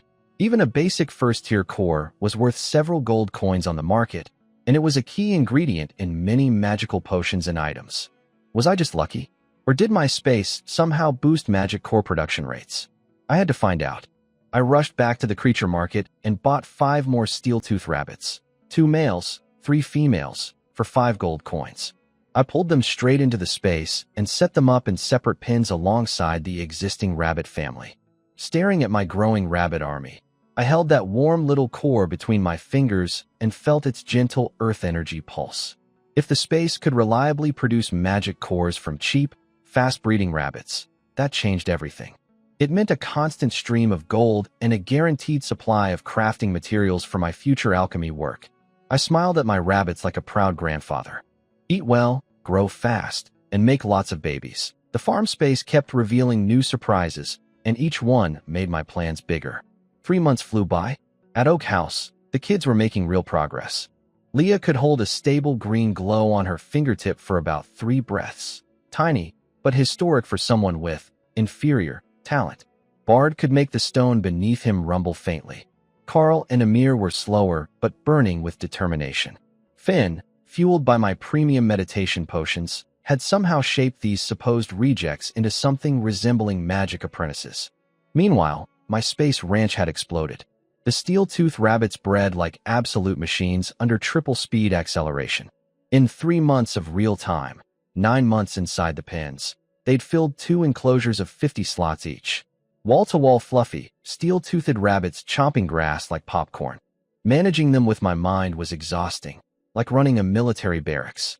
But the payoff was staggering. In the corner of my space warehouse sat a small mountain of magic cores. Warm, yellow-brown crystals the size of fingernails, each pulsing with pure earth element energy. After butchering dozens of adult rabbits across different batches, I confirmed the impossible. Every single rabbit raised to maturity in my space produced a magic core. 100% rate. In the outside world, 1 in 10 was considered miraculous. I had hundreds of cores worth thousands of gold coins. But I couldn't sell them. Dumping that many at once would raise every red flag imaginable. I tore through library books searching for ways to use large quantities of cores, but most applications only needed tiny amounts. Weapon enchantments, lamp magic, basic body-strengthening potions, all consumed barely a handful. My mountain wasn't getting any smaller. Then my roommate Roy accidentally handed me the answer. He overheard me grumbling about magic cores and started showing off his noble knowledge, mocking low-level cores as useless junk. But then he mentioned something that made my ears perk up. He had a family recipe gathering dust, considered worthless by his prestigious clan. A bloodline potion. It used magic cores as its primary ingredient, combined with specific magical plants, to forcibly awaken combat energy in ordinary people, turning complete nobodies into apprentice-level knights instantly. The catch? Whatever tier of core you used locked the person's power ceiling permanently. A first-tier core meant they'd never surpass apprentice knight level. Roy's family considered this trash. Why waste resources creating capped fighters when you could train real knights? But in my head, fireworks were going off. Roy didn't know about my space. He didn't know I had unlimited free magic cores. The math was beautiful. Normal knight training took years of expensive preparation with uncertain results. This potion could mass-produce basic fighters instantly, at almost zero cost to me. In the north, where I planned to build my territory, I wouldn't need elite warriors. I needed numbers, soldiers who could wear heavy armor, wield real weapons, and fight orc raiding parties. Hey, capped, apprentice knight was still worth 10 ordinary militia, and I could make hundreds of them. I played it cool, acting disappointed about the level cap. Roy offered to trade the garbage recipe for my improved meditation potion formula. He thought he was fleecing me. I pretended to agonize over the deal, then reluctantly agreed. He tossed me a yellowed old scroll like it was trash.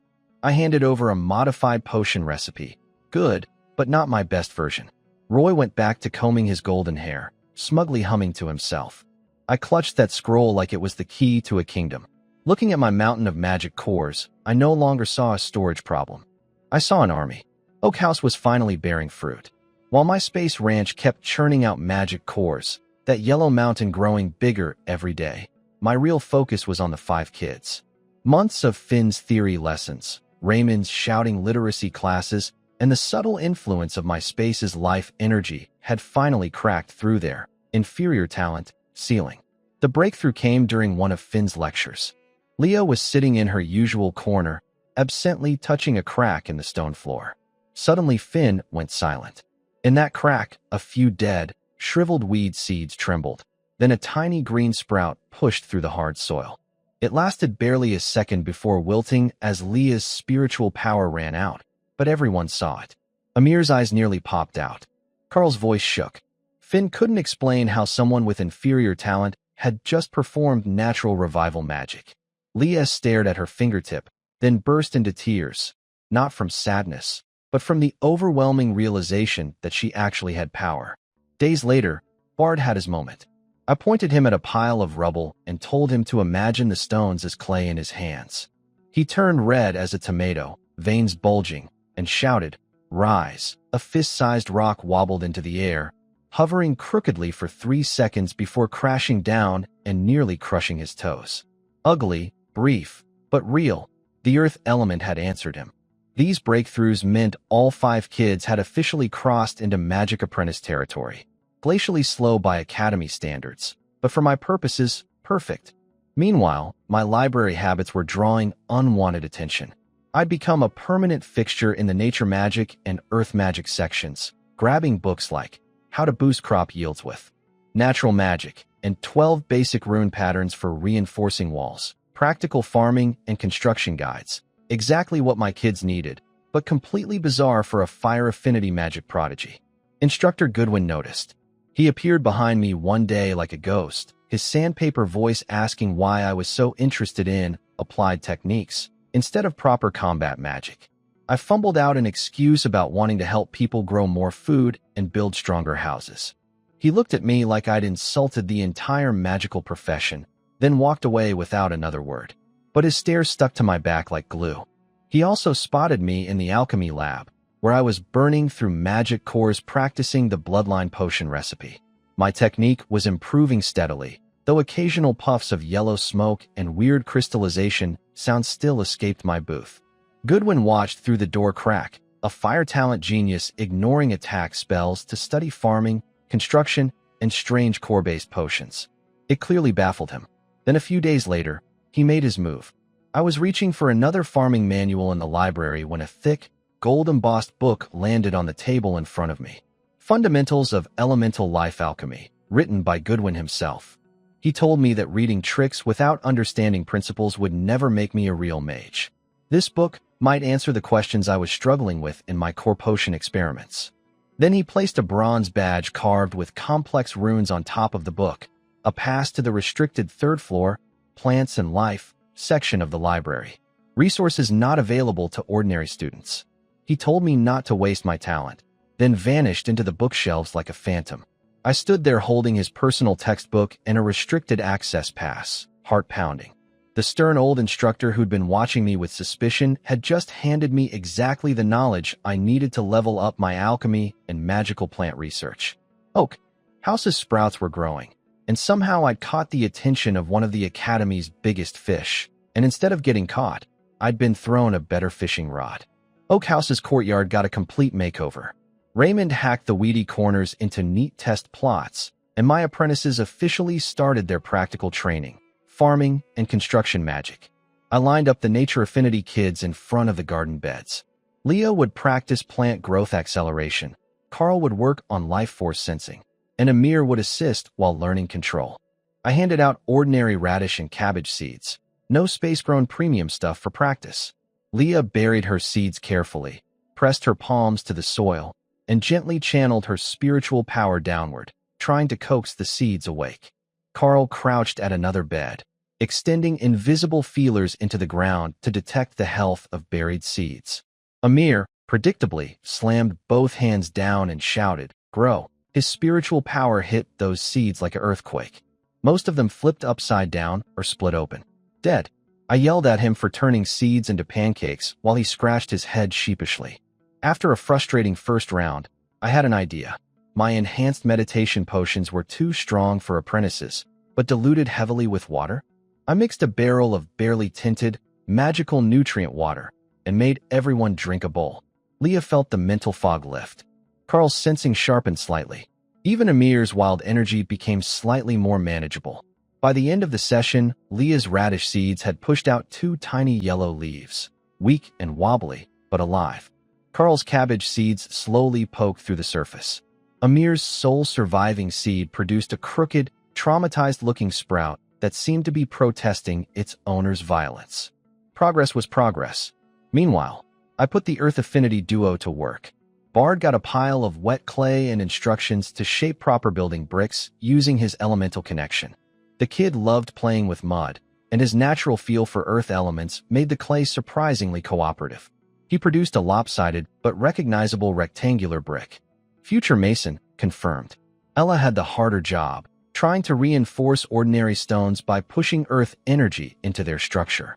But stone resisted her weak power completely. She nearly cried from frustration. I told her to be patient and feel for the gaps inside the rock. Bard came over to help, pressing his hand against a stone and describing what he sensed. It's packed tight inside. No room to push anything in. Crude analysis, but more insight than Ella had managed alone. Then I upgraded their mission. Instead of just playing with rocks and clay at the table, I told them to use their earth-sensing abilities to survey the ground around Oak House. Find loose stone deposits for building material. Find quality clay layers for brickmaking. Bard threw himself flat on the ground, jammed his hands into the dirt, and started listening to the earth like a veteran prospector. Within minutes, he was pointing and shouting. Loose gravel layer to the east, extra sticky clay deposit to the southwest. Raymond grabbed a pickaxe and confirmed both finds. The eastern dig revealed usable crushed stone for foundations and paths. The southwestern clay sample was far stickier and better quality than ordinary mud. I slapped Bart on the back so hard he stumbled. The kid beamed with pride. Ella smiled through her dried tears, finally feeling useful too. Standing in the middle of my little courtyard, crooked sprouts in the garden beds, raw stone and good clay piled in the corners, sweaty apprentices grinning with accomplishment. I felt like a proper foreman surveying a construction site. Crooked seedlings were still seedlings. Gravel was still building material. Sticky clay could still make walls. My farming mage squad and construction crew were coming together, one messy step at a time. The northern frontier had no idea what was heading its way. While my apprentices practiced their farming and construction magic at Oak House, I snuck back to the Academy's alchemy lab with Roy's, trash, recipe, and a handful of space-grown magic cores. The bloodline potion, my ticket to building a northern army. The recipe looked straightforward. Ground magic core powder as the main ingredient, hemostasis grass powder, orchid flower petals, moonlight grass, and pure water. But the instructions literally said, walk on thin ice for the difficulty level. First attempt. I ground the core into fine powder, dumped everything in, and lit the heating array. The magic core's earth energy exploded like a waking beast the instant it hit water. When I added the hemostasis grass, its life energy clashed violently with the earth energy. The cauldron lid blew off, spraying yellow-brown toxic smoke everywhere. I choked and coughed while staring at a pot of swamp sludge. One precious core, wasted. Second attempt. I adjusted the order, adding orchid petals first to calm the earth energy before introducing the hemostasis grass. It worked initially, but then the orchid's cool energy actually provoked the hemostasis grass. The liquid turned the color of rotten blood, and a sweet, toxic fog rose up that made me dizzy and nauseous. The remains solidified into a sinister dark red crystal. Another core gone. Third attempt. I added moonlight grass as a stabilizer. It actually held things together. No explosions, no toxic gas. I started the final fusion step, feeling victory was close. Then I relaxed my focus for a fraction of a second. The liquid instantly seized up and hardened into a solid brown lump like cheap ore. Third core dead. 3 failures, 3 wasted cores. But at least I understood the pattern now. Balance and timing were everything. Fourth attempt. I treated every step like defusing a bomb. Lowest possible heat. Orchid petals and first as a gentle buffer. Moonlight grass for stabilization. Then the hemostasis grass, not poured in, but sprinkled grain by grain, wrapped in spiritual power, dissolving slowly into the energy mixture. No explosion, no smoke, no solidifying. The liquid gradually turned into a thick, muddy dark red substance that smelled like dirt and rust. Disgusting to look at, but the energy inside was chaotic yet powerfully active. I'd done it. Maybe. I wasn't about to drink it myself. I borrowed a lab mouse from the facility manager, put it in an iron cage, and dripped the tiniest amount into its water dish. The mouse sniffed, sneezed at the smell, then licked it. 2 seconds later, it screamed. Its fur stood on end, its eyes glowed red, and it launched itself at the iron bars with terrifying strength and speed, easily double its normal power. The cage rattled and shook from the tiny creature's assault. But after less than a minute, the mouse collapsed. Muscles went limp, breathing turned ragged. It lay exhausted at the bottom of the cage, still twitching with residual aggression, too tired to even eat its favorite grain. I stared at the ugly red sludge in my bottle, then at the spent, irritable mouse. The bloodline potion worked. It absolutely, undeniably worked. The power boost was real and dramatic. But the side effects were brutal, total exhaustion and lingering aggression. The recipe needed serious refinement. Better control, smoother energy fusion, reduced side effects. But the proof of concept was confirmed. Space-grown magic cores could fuel this potion, and the potion could supercharge a living body. I tucked the bottle against my chest like a ticking bomb and looked at my ever-growing mountain of magic cores. The path to my Northern Night Army had just gotten a lot more real. In the basement of Oak House, under a flickering oil lamp, I faced old Jack, a veteran Wilson family guard with a scarred face and graying hair. Years ago, he'd earned the nickname, Broken Blade Jack, for cutting down 3 bandits with a chipped sword. But a bad injury had left him stuck just below apprentice knight level for decades, reduced to guarding doors. I pulled out my crystal bottle of bloodline potion, that thick, muddy, dark red sludge that smelled like rust and swamp dirt. I told him the truth straight. This potion might push him past his barrier and give him real combat energy, but it could also kill him. My animal tests showed dramatic power boosts, but also violent episodes and dangerous exhaustion. I couldn't guarantee his safety. Raymond jumped in with passionate encouragement, reminding Jack of his old glory days and his loyalty to the family. Jack's hands trembled as he stared at the bottle. The basement went silent for a long time. Then Jack's cloudy eyes lit up with fierce determination. He said his life belonged to the Wilson family anyway. Better to gamble than rot away as a doorman.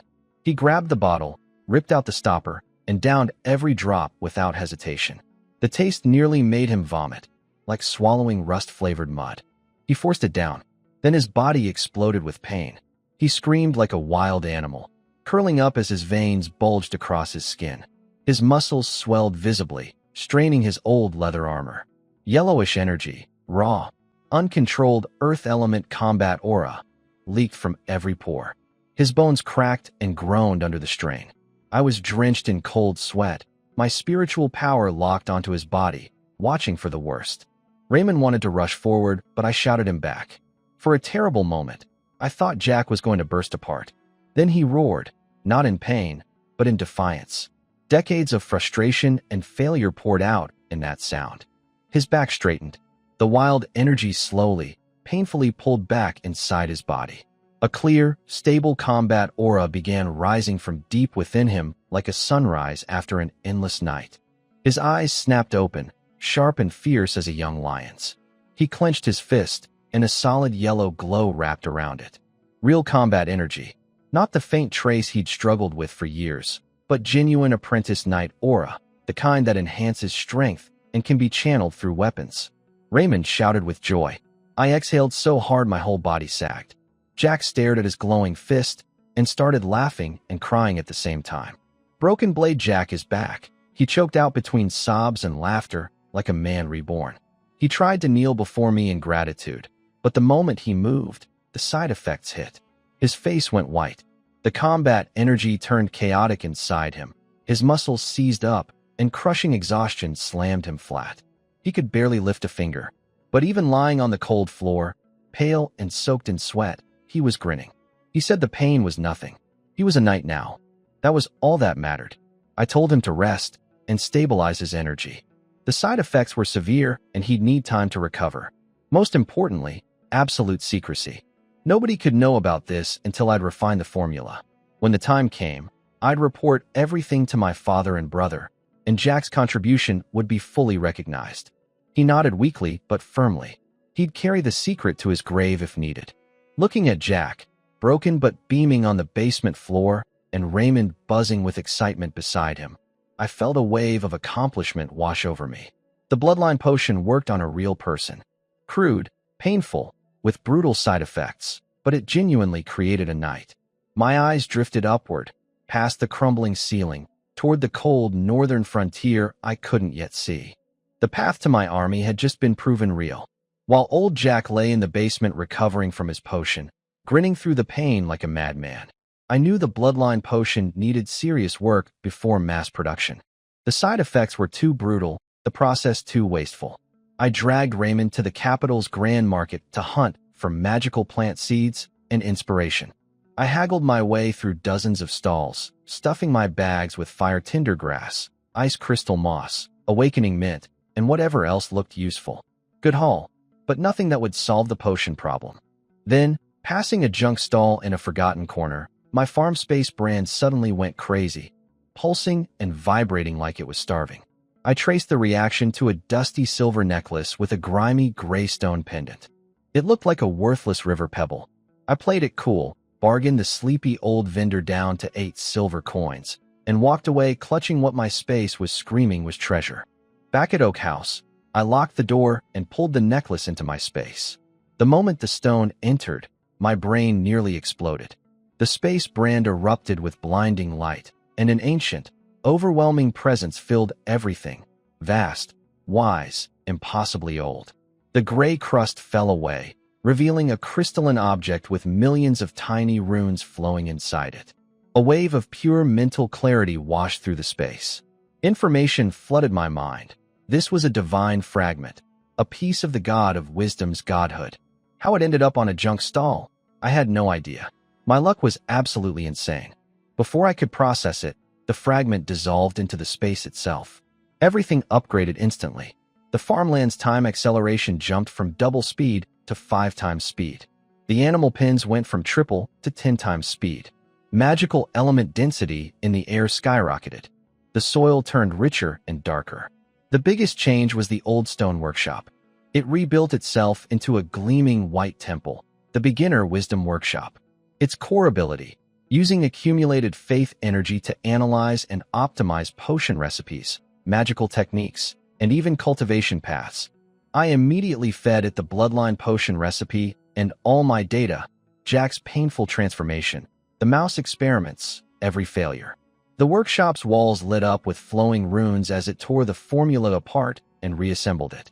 Seconds later, a new scroll appeared, glowing faintly gold. An optimized bloodline potion recipe, complete formulas for levels 1 through 3. In theory, someone who took all 3 tiers could reach full junior knight level. Side effects dramatically reduced, stability vastly improved. I brewed the new version. After the usual round of trial explosions, I finally produced a bottle of deep ruby red liquid, clear as honey, smelling like fresh herbs and clean earth. No rust stink, no swamp flavor. A completely different product. I brought it straight to Raymond. He eyed the pretty bottle suspiciously, remembering Jack's agonizing experience. But I told him this was his chance. I had the full set of potions ready to push him to junior knight level. He looked at Jack, who nodded encouragingly, then threw his head back and drank. Instead of screaming and convulsing, Raymond felt a warm wave spread through his body like sinking into a hot spring. His muscles swelled, combat aura flickered to life, and power settled into him smoothly and steadily. 2 minutes later, he stood up and punched the air experimentally, generating a solid whoosh of force. He blinked in confusion. That's it. I feel like I could do a workout right now. The side effects were barely a mild soreness, nothing compared to Jack's hours of agony. I looked at Raymond bouncing around testing his new strength, then at the beautiful ruby potion in my hand, and laughed out loud. The improved recipe worked perfectly, and with the complete 3-tier formula, I now had the blueprint to mass-produce real knights. The northern frontier just got a lot closer. 2 more family letters arrived, and both carried the same message wrapped in different packaging. We need more from you.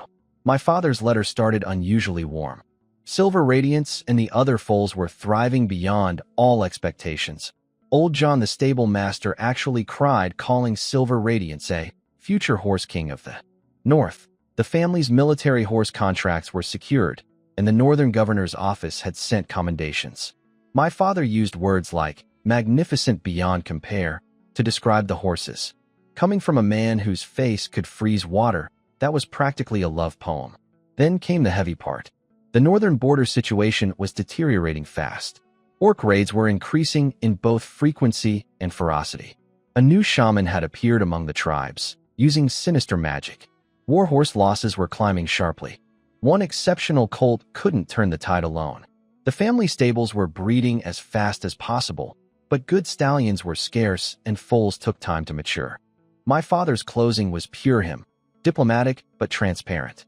He suggested that if I happened to stumble across any more special sources or could produce any other pleasant surprises, the family would be deeply grateful. He also enclosed some cold-resistant magical plant seeds from the north for my research. Translation: keep the miracles coming, son. Edmund's letter was warmer, but carried its own weight. He opened with another fat banknote, 300 gold coins this time. My brother's generosity was honestly moving. But then he revealed trouble on the southern front too. The family's growing success had attracted jealous neighbors. The nearby Viscount Glenn and Baron Horton were making problems, harassing trade caravans, stirring up border communities, even staging small armed standoffs.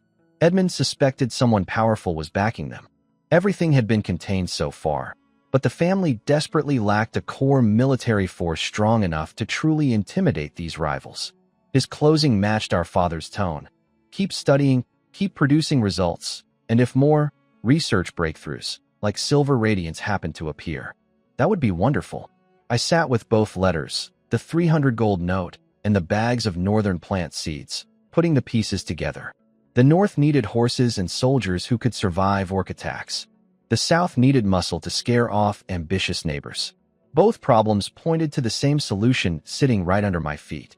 My space ranch was producing magic cores at an absurd rate. The mountain kept growing. The Wisdom Workshop had already optimized my bloodline potion into a clean, effective formula with minimal side effects.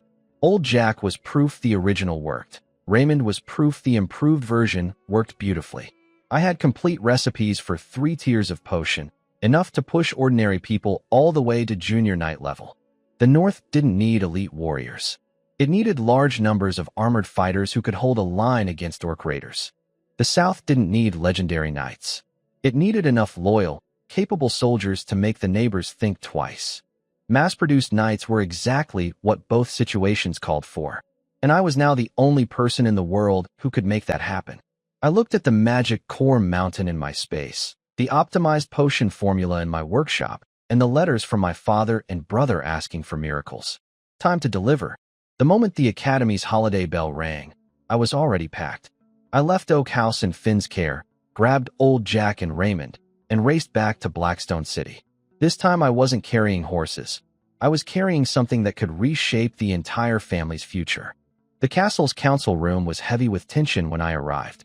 My father sat stone-faced with the latest intelligence reports spread before him.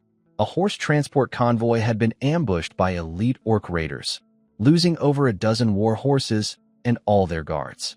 The horse shortage was becoming critical. Edmund sat beside him looking equally grim. The southern neighbors were getting bolder with their provocations, and the family had no military force strong enough to shut them down properly. Into this storm, I walked in with my 2 companions. Edmund noticed Old Jack immediately. The man who'd been a shadow of himself for years now stood tall with sharp, fierce eyes, looking a decade younger. I cut straight to the point. I told them I had something that could solve the family's military weakness, a potion I called the Bloodline Elixir. It could give any healthy, ordinary person real combat aura. turning them into apprentice knights regardless of natural talent. Edmund shot to his feet shouting, "Impossible!" My father's eyes blazed like drawn swords. I pointed at Jack. He stepped forward, clenched his fist, and summoned a steady, glowing yellow combat aura. Unmistakable earth element knight energy. Real, stable, undeniable. The room went silent. My father, sharp as always, immediately demanded to know the price. I laid it out honestly. First, anyone who takes it gets their potential permanently locked at apprentice level unless they receive a higher tier version, and I currently only had the formula up to junior knight level. Second, the process carried physical risks and temporary side effects. Third, each dose required a first-tier magic core as its primary ingredient, with higher tiers needing higher-grade cores. Edmund's excitement cooled as he processed the limitations, but my father's eyes only grew brighter. Locked at apprentice level? So what? He said, his voice like rolling thunder. The North didn't need prodigies who took decades to train. It needed soldiers who could form up quickly, wear heavy armor, and hold a battle line against orcs. The South didn't need legendary champions. It needed enough armed fighters to make jealous neighbors think twice. Numbers and reliability mattered more than individual brilliance. He asked if I could mass produce it. I told him yes. My success rate was already above 40% with sufficient core supply. He slammed his palm on the oak table. Orders flew. Edmund was to secretly select 100 young men from loyal family guards and local families, strong, disciplined, and absolutely trustworthy. They'd be offered the chance to become knights in exchange for lifetime service. Any betrayal would be dealt with by family law. Then I pushed for the critical second piece. Combat aura without proper breathing techniques was like having a sword with no edge. I requested permission to teach these new knights the family's prized Blackstone Rampart technique, a defensive earth element breathing method that would maximize their strengths as heavy infantry. My father's eyes narrowed. That technique was a core family secret, normally reserved for direct heirs or those who'd earned extraordinary merit. He reminded me of its weight. I stood my ground.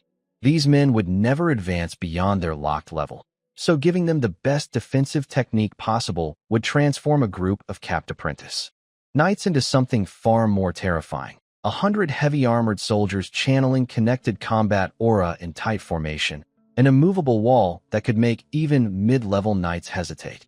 They wouldn't just be soldiers. They'd be the family's living fortress. It's rampart. My father repeated the word slowly. The family's rampart. I could see the vision forming behind his eyes. 100 ironclad warriors standing before Blackstone City like a mountain, breaking orc charges and intimidating southern rivals alike. He approved everything. The breathing technique, the potion program, full access to family resources. Edmund would support me completely.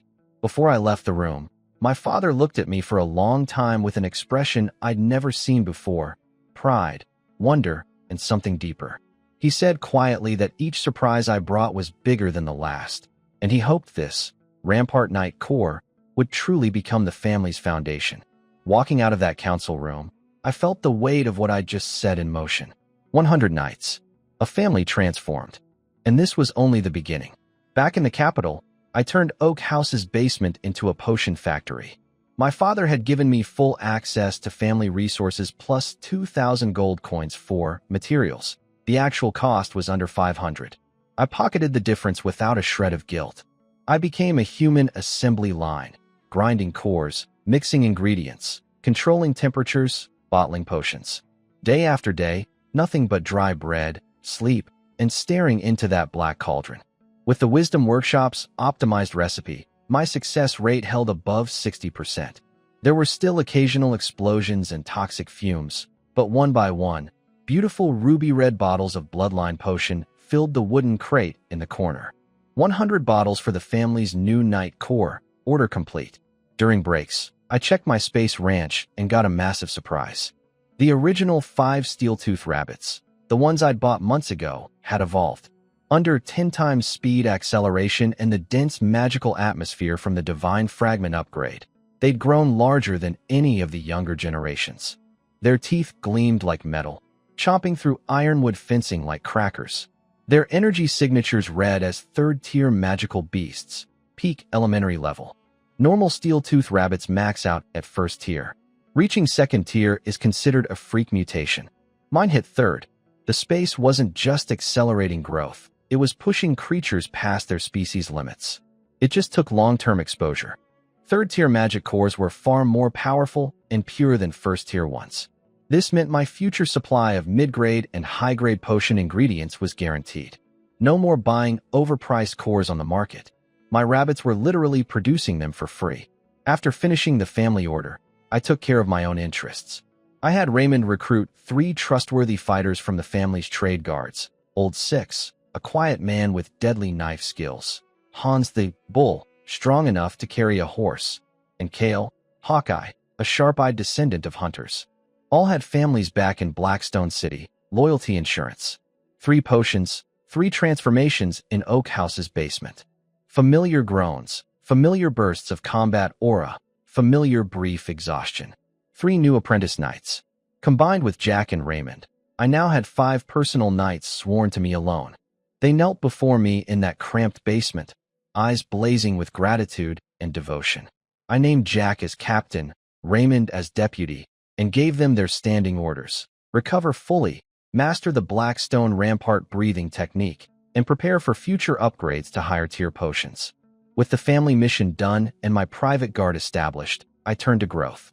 Using Instructor Goodwin's bronze badge, I raided the library's restricted 3rd floor, scanning every advanced text I could find.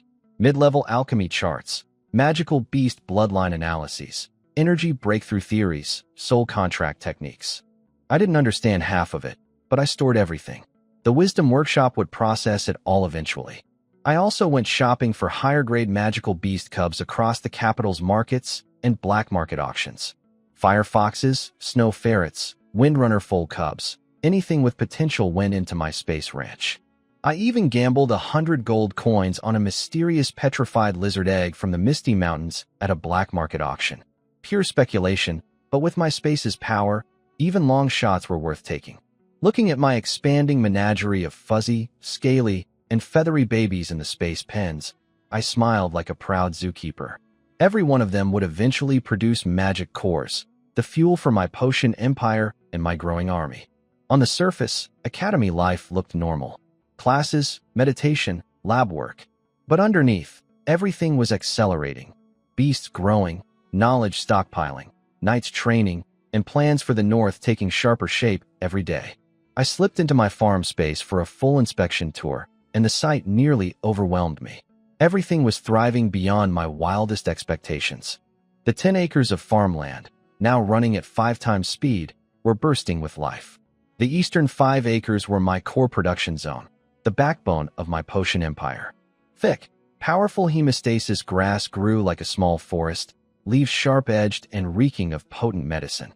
Concentration flowers swayed with silver-patterned petals, radiating calm energy perfect for stabilizing wild magic core reactions.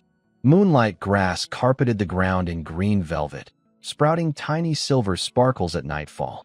And my trusty space radishes stood fat and white in neat rows, essential for neutralizing potion volatility and feeding my people. The western 5 acres were my experimental garden. Northern thorn vines from my father's seed package were stubbornly spreading their thorny branches. Black market fire tinder grass glowed faintly red at the leaf edges. Ice crystal moss spread across cold stone slabs, trailing wisps of frost. Awakening mint had gone wild, growing thick, juicy leaves that could wake the dead. I planted everything I could get my hands on. Even if I didn't need it now, my future self might.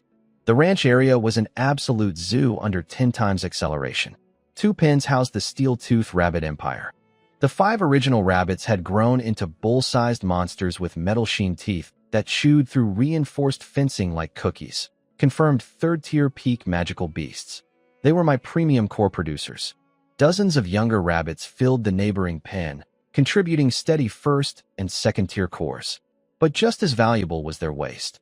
I processed their magically enriched droppings into superb fertilizer that made every plant in the space grow faster and stronger. The rabbits ate grass, produced cores, and fertilized my fields. A perfect closed loop. 6 earth shell lizards lounged in their sand pit, their armor-like shells growing harder by the day. I was eyeing those shells for future knight armor crafting. The biggest female lizard was reluctantly sitting on my 100 gold coin gamble, the petrified lizard egg from the black market auction. I bribed her with premium rabbit meat feed to keep warming it. Every day I scanned that egg hopefully. In the southeast pen, 3 space-optimized war horses lived alongside 2 young Windrunner foal cubs I'd recently purchased. The Windrunners were still small, but already showed remarkable speed with faint wind element energy trailing their hooves. My plan was simple. Let them grow up together, bond naturally, and eventually breed. If I could combine warhorse endurance with Windrunner speed, the offspring would be extraordinary. The southern pens held my newest additions. 6 firefox cubs huddled together in a warm ball of red fur, occasionally sneezing out tiny flames and playfully swatting at each other's sparks. Next door, 2 palm-sized snow ferret cubs chased each other at blinding speed, leaving thin frost trails on the ground wherever they ran. For pens still sat empty, waiting. I had plans for those: fire lions, ice wolves, wind eagles, whatever I could acquire. Every beast meant future magic cores, future potion ingredients, future power. Standing in the center of my kingdom, surrounded by flourishing magical crops, multiplying beasts, and the quiet hum of accelerated time, I felt a deep sense of control and satisfaction. Resources were cycling perfectly. Rabbits fed the soil, soil grew the plants, plants made the potions, potions built the army. Then, as my mind swept casually past the lizard pen, I caught something from that gray stone egg, the faintest pulse, barely there, like a tiny heartbeat. I froze. Was it actually starting to hatch? 2 years had passed since I first arrived at the academy, and everything had transformed beyond recognition. Oak House was no longer a shabby hideout. Raymond's crew had rebuilt it with stone additions, and the courtyard was practically a small compound. Leah's vegetables grew taller than people, and Bard and Ella's earth magic walls were thick enough to be fortress ramparts. I'd pushed myself to peak mid-level mage, 1 step from high level. When I opened my palm, a fist-sized fireball appeared instantly, stable and scorching hot, warping the air around it. A far cry from that bean-sized flicker 2 years ago. My farming mage squad had all crossed into junior mage territory. 10 nature and earth affinity apprentices who'd been labeled worthless by every standard measurement, now capable of accelerating plant growth, sensing soil conditions, reinforcing structures, and basic healing. Terrible fighters, but unbeatable as a frontier development team. And then there was my Knight Corps. Raymond and Old Jack had advanced to peak junior knight level. Behind them stood 30 warriors in formation, all junior knights, all trained in the black stone rampart technique. When they lined up and linked their combat auras, they formed a wall of golden earth element energy that radiated terrifying pressure. Every one of them owed their power to me and knew it. Their loyalty was absolute. I had everything I needed: a magical support team for farming and construction, a combat force for defense and offense, a space farm producing unlimited supplies, and potions that could create more knights on demand. Then the news hit like a thunderbolt. The king had issued a Northern Frontier Development Decree. The royal proclamation was posted across the capital. Any noble, knight, or free citizen could claim land in the northern wastes, build settlements, farm the wilderness, and fight orcs. Kill points would be awarded for every enemy slain. 1 point per orc warrior, 10 per orc knight equivalent, 100 per orc commander, double for shamans and chieftains. These points could be exchanged for title promotions, combat potions, breathing techniques, magical weapons, armor, land, and more. The capital erupted. Ambitious nobles, desperate knights, and opportunistic commoners all started making plans. When I read the announcement, my hands trembled, not with fear, but with pure excitement. This decree was custom-made for me. What did I lack? Territory, official standing, a legitimate reason to build my own power base. What did the decree offer? Land, titles, a legal framework for killing orcs and earning rewards. What did I have?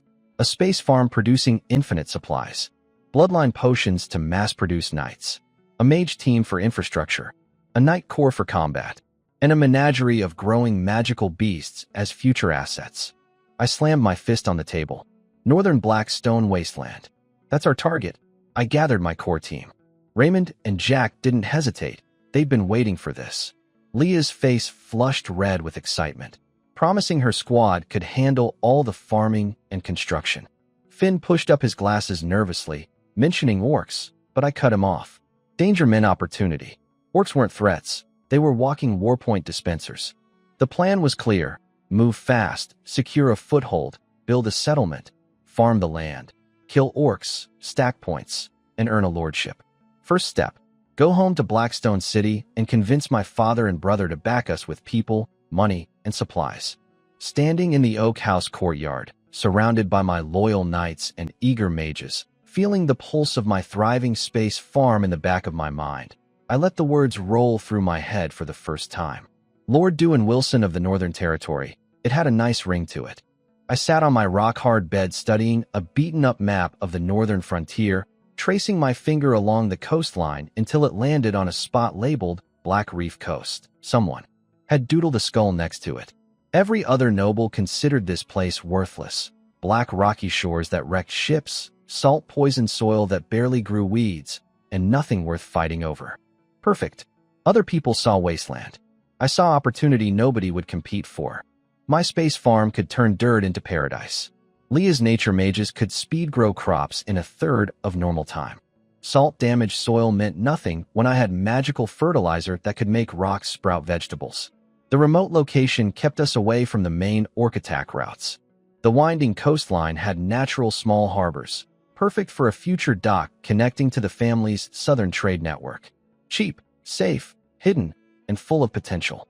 My ideal starting point. But I needed my father and brother to fund it. No more vague stories about mysterious hermits. I needed a real business pitch. I prepared physical evidence. From my space, I pulled a sample of rich black soil radiating life energy and packed it in a crystal vial.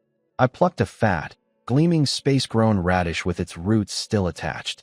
Then I grabbed a handful of pathetic salt-crusted dirt from a wasteland outside the city and stuck a half-dead weed in it. Side by side, the contrast was devastating. Dying scrub versus a radish that looked ready for a bodybuilding competition. For the economic angle, I brewed several bottles of my best healing salves and energy potions using space-enhanced ingredients. These weren't student-grade products anymore. They approached professional quality. Proof that my future settlement could serve as a premium potion supply base for northern garrisons and wealthy lords. I wrote a detailed proposal letter. First, I sold Black Reef's advantages. Remote and safe from heavy orc raids. Natural harbor potential, no competition for the land, dirt cheap to claim. Then I unveiled my trump cards. Special fertilizer that transforms barren soil into farmland. Accelerated crop varieties that mature in half the normal time. Nature mages for agricultural support. And a coastal position perfect for quiet trade connections. For resource requests, I kept it reasonable to avoid scaring them off. 50 guards, 30 skilled craftsmen, 500 farming households, 3 months of food supplies for 1,000 people, seeds, weapons, tools, some coastal trading vessels, and 500 gold coins. I emphasized that this was a one-time startup cost. Once running, the settlement would be completely self-sustaining and eventually profitable for the whole family. At the very end, I dropped my biggest bait almost casually. I mentioned having made progress in understanding Silver Radiance's bloodline and hinted that I might be able to produce even better horses in the future. The space ranch already had Silver Radiance's offspring growing up under accelerated conditions.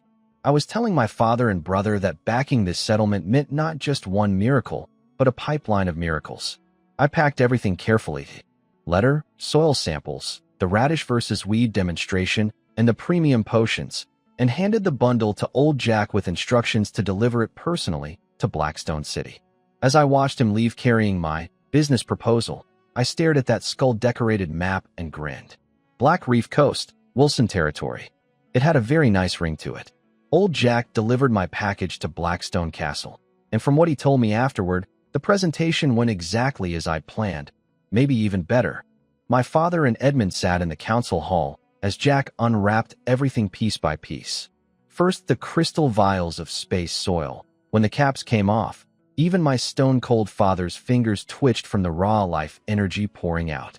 Edmund inhaled deeply and said it cleared his head instantly. Then the 2 plant pots.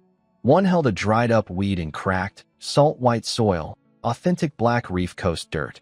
The other held that same worthless soil, but with a fat, gleaming radish bursting with health, leaves spreading wide and roots about to crack the pot.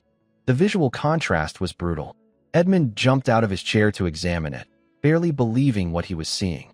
Jack confirmed he'd personally dug the soil from the coast and watched me grow that radish using my special fertilizer. No tricks, no illusions. Then the potions. My premium healing salve and energy drinks sparkled in their bottles. To prove the healing salve worked, Jack, without warning anyone, pulled his knife and sliced open his own arm right there in the council room. Edmund winced. My father's eyes sharpened. Jack calmly dabbed a pea-sized amount of salve on the wound. The bleeding stopped almost instantly. Within 10 breaths, the cut was visibly closing and scabbing. Edmund blurted out that this quality of medicine could double battlefield survival rates. His merchant brain was already calculating profits. Finally, they read my proposal. My father's face stayed frozen through the opening sales pitch about Black Reef's advantages. But when the plan reached the course sections, magical. Fertilizer transforming barren land, accelerated crops achieving self-sufficiency in 3 months, establishing a potion production base and magical beast ranch. His expression shifted from cold skepticism to genuine shock. And then my closing hook. Black Reef would provide a perfect, secure environment for continuing Silver Radiance's bloodline optimization research. That hit exactly where I aimed. Silver Radiance was my father's pride. The idea of a hidden sanctuary purpose-built for breeding the next generation of super horses. That was an offer he couldn't refuse. The room went silent. My father sat motionless for what must have felt like forever. Edmund was running numbers in his head. Potion profits, magic core revenue, trade route expansion. Then my father spoke. He approved everything. 50 elite guards, 30 skilled craftsmen, 500 farming households, 3 ships loaded with 3 months of food, seeds, weapons, and tools, all top quality. 500 gold coins from Edmund's accounts. And then the real shock. He assigned 3 of the family's best armed merchant vessels, the Bedrock, the Black Eagle, and the South Wind, complete with experienced crews, all under my direct command. Those were the family's prized ships, capable of ocean voyages and fighting off pirates. Edmund's jaw nearly hit the table. Even he hadn't expected that level of commitment. My father's final message through Jack was classic him, half praise, half death threat. He called Black Reef the family's nail driven into the north, a future granary, money vault, and strategic blade. The family would support me fully. The opportunity was given. But if I failed, he told Jack to remind me of the imperial law regarding nobles who lose frontier territories and waste family resources. He wouldn't send anyone to collect my body. The sea monsters could have it. Old Jack came galloping back to Oak House like a man possessed, horse hooves spraying mud everywhere. He practically fell off his saddle and charged into the yard screaming, "It's done. All of it." I was crouching in the courtyard trying to stop baby steel-tooth rabbits from chewing my boots. When I heard his voice, my heart nearly stopped. He ripped open his jacket to show the wound he'd made during his demonstration, already scabbed over beautifully thanks to my healing salve.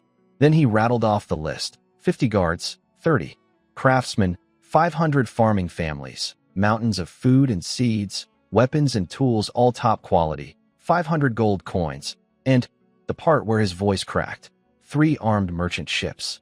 The Bedrock, the Black Eagle, and the South Wind. The family's best vessels, crews included, all under my command. I leaped off the ground like a startled cat and howled so loud I scared every bird within 100 meters. 3 ships, the ones with crossbow cannons that could handle open ocean. I grabbed Jack's shoulders and shook him until he confirmed it twice. Then I forced myself to calm down. Timeline, half a month. Everything would be assembled at Blackstone City's port, ready to load the moment my fleet arrived. No time to waste. I jumped onto a wooden stump in the yard and bellowed for everyone to come out. Raymond charged out first with his greatsword. Leah stumbled out half asleep with bird's nest hair. Bart emerged covered in stone dust. Ella had powder in her braids. Then came the apprentice mages rubbing their eyes, followed by my 30 knights forming up in the yard. I announced the news. Full family backing for a northern frontier expedition. Target, Black Reef Coast. I painted the picture big. Yes, it was a barren salt flat right now, but we had magical fertilizer, optimized seeds, nature mages to speed grow crops, earth mages to build structures, and knights to handle threats. We'd turn that wasteland into a granary, a potion workshop, and a beast ranch. The yard erupted. Knights pounded their chest armor. Leah and the nature mages blushed with excitement. Bard cracked his knuckles ready to build. Then I snapped everyone into action. Pack everything. Strip Oak House bare. Every useful item was coming with us. I dove into my personal inventory first. Space radishes, mountains of them, got carefully loaded into lined baskets. Optimized seeds of every type went into labeled waterproof bags. Living magical plant seedlings were dug up with their soil and placed in wooden boxes, entrusted to Leah's careful hands. My alchemy equipment was disassembled and packed. The Wisdom Workshop's knowledge scrolls got triple wrapped in oilcloth and stuffed against my chest, more valuable than gold. Mid-packing, Leah screamed. A rogue rabbit cub had escaped and was happily munching on one of my precious hemostasis grass seedlings. I grabbed a broom and chased it around the yard until Raymond snatched it by the scruff. I ordered every rabbit locked in cages immediately. They were coming as breeding stock and emergency food. Then I assigned roles. Jack and the 30 Knights would be our combat force, clearing land, chopping trees, fighting orcs, and helping with heavy labor. Leah and the nature mages owned our food supply, making the magical fertilizer work and growing crops fast. Bard, Ella, and the Earth Mage apprentices would handle all construction, buildings, roads, ditches, walls, everything our settlement needed to physically exist. Finn was staying behind at the academy. I told him honestly that forcing a bookworm onto a frontier construction site was wasting talent. He'd serve better as our technical advisor in the capital, researching what we needed and joining us once we were established. Relief flooded his face, and he promised to keep studying in directions that would help us. Looking at my chaotic, excited, mismatched crew, knights stacking crates, mages wrapping seedlings, rabbits squealing in cages, everyone buzzing with purpose, I stood on my wooden stump and made it official. Half a month. Blackstone City Port. We sail north to Black Reef Coast. Half a month flew by, and Blackstone City's port turned into organized chaos. 3 ships flying the Wilson family's Black Eagle. Banner, the Bedrock, the Black Eagle, and the South Wind sat heavy in the water like armored beasts, loaded to their limits and straining against their mooring ropes. The docks were a madhouse. 500 farming families with everything they owned, bundled bedrolls, dented iron pots, bags of hometown soil for good luck. Men carried their most valuable possessions on their backs. Women clutched babies and overstuffed packs, faces showing equal parts fear and hope. Kids either cried or stared wide-eyed at the enormous wooden ships. 50 family guards worked themselves hoarse trying to keep order, herding confused farmers away from wandering livestock and pointing lost families toward the right gangplanks. One woman tripped over a rope and spilled her basket, clothes and a handmade rag doll tumbling into the mud. A bearded guard yelled at her to hurry, then quietly bent down and stuffed everything back in for her. The 30 craftsmen were far more efficient. Old Grim the carpenter hauled his precious chisels and saws aboard, barking at helpers to be gentle. Blacksmith apprentices sweated under a portable anvil and bellows. Stonemasons carried their measuring tools with steady hands, already wondering what kind of rock the new land would offer. My 30 knights stood in sharp contrast to all the chaos, silent, armored, weapons ready, forming a protective corridor on the Bedrock's deck. Jack and Raymond at the front, eyes scanning everything with predatory calm. Leah crept up the gangplank, clutching her box of hemostasis grass seedlings so tight her knuckles went white. Bard gawked at the towering masts and muttered that rigging looked harder than moving rocks. My little band of mage apprentices looked hilariously out of place among the weathered sailors and ironclad knights. Below decks, crews worked frantically. Grain sacks went into the driest holds, 3 months of food for over 1,000 people. Seed bags were sealed under oilcloth in special compartments. Farm tools, carpentry equipment, and blacksmith gear were sorted and lashed down. My precious space-grown radish seeds and sample radishes got locked in a storage room next to the captain's cabin with 2 knights standing guard. They watched those crates harder than a bank vault. Building timber, stone blocks, and prefab lumber for temporary shelters were stacked and roped across the Black Eagle's decks. The South Wind's livestock area was pure pandemonium. Pigs screaming, sheep bleating, chickens exploding from their bamboo cages in clouds of feathers and noise. My magical beast cubs sat comparatively quiet in reinforced cages on the bedrock, though one steel-toothed rabbit started gnawing on its iron bars and nearly triggered a guard into drawing his sword. The whole port smelled like feed, animal waste, sea salt, and human sweat.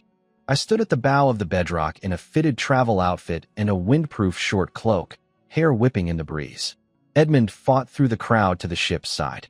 He looked up at me with that complicated expression, pride, worry, and the pain of watching a fortune sail away. His farewell was pure Edmund. These ships are borrowed. Remember to return them. Don't feed them to sea monsters.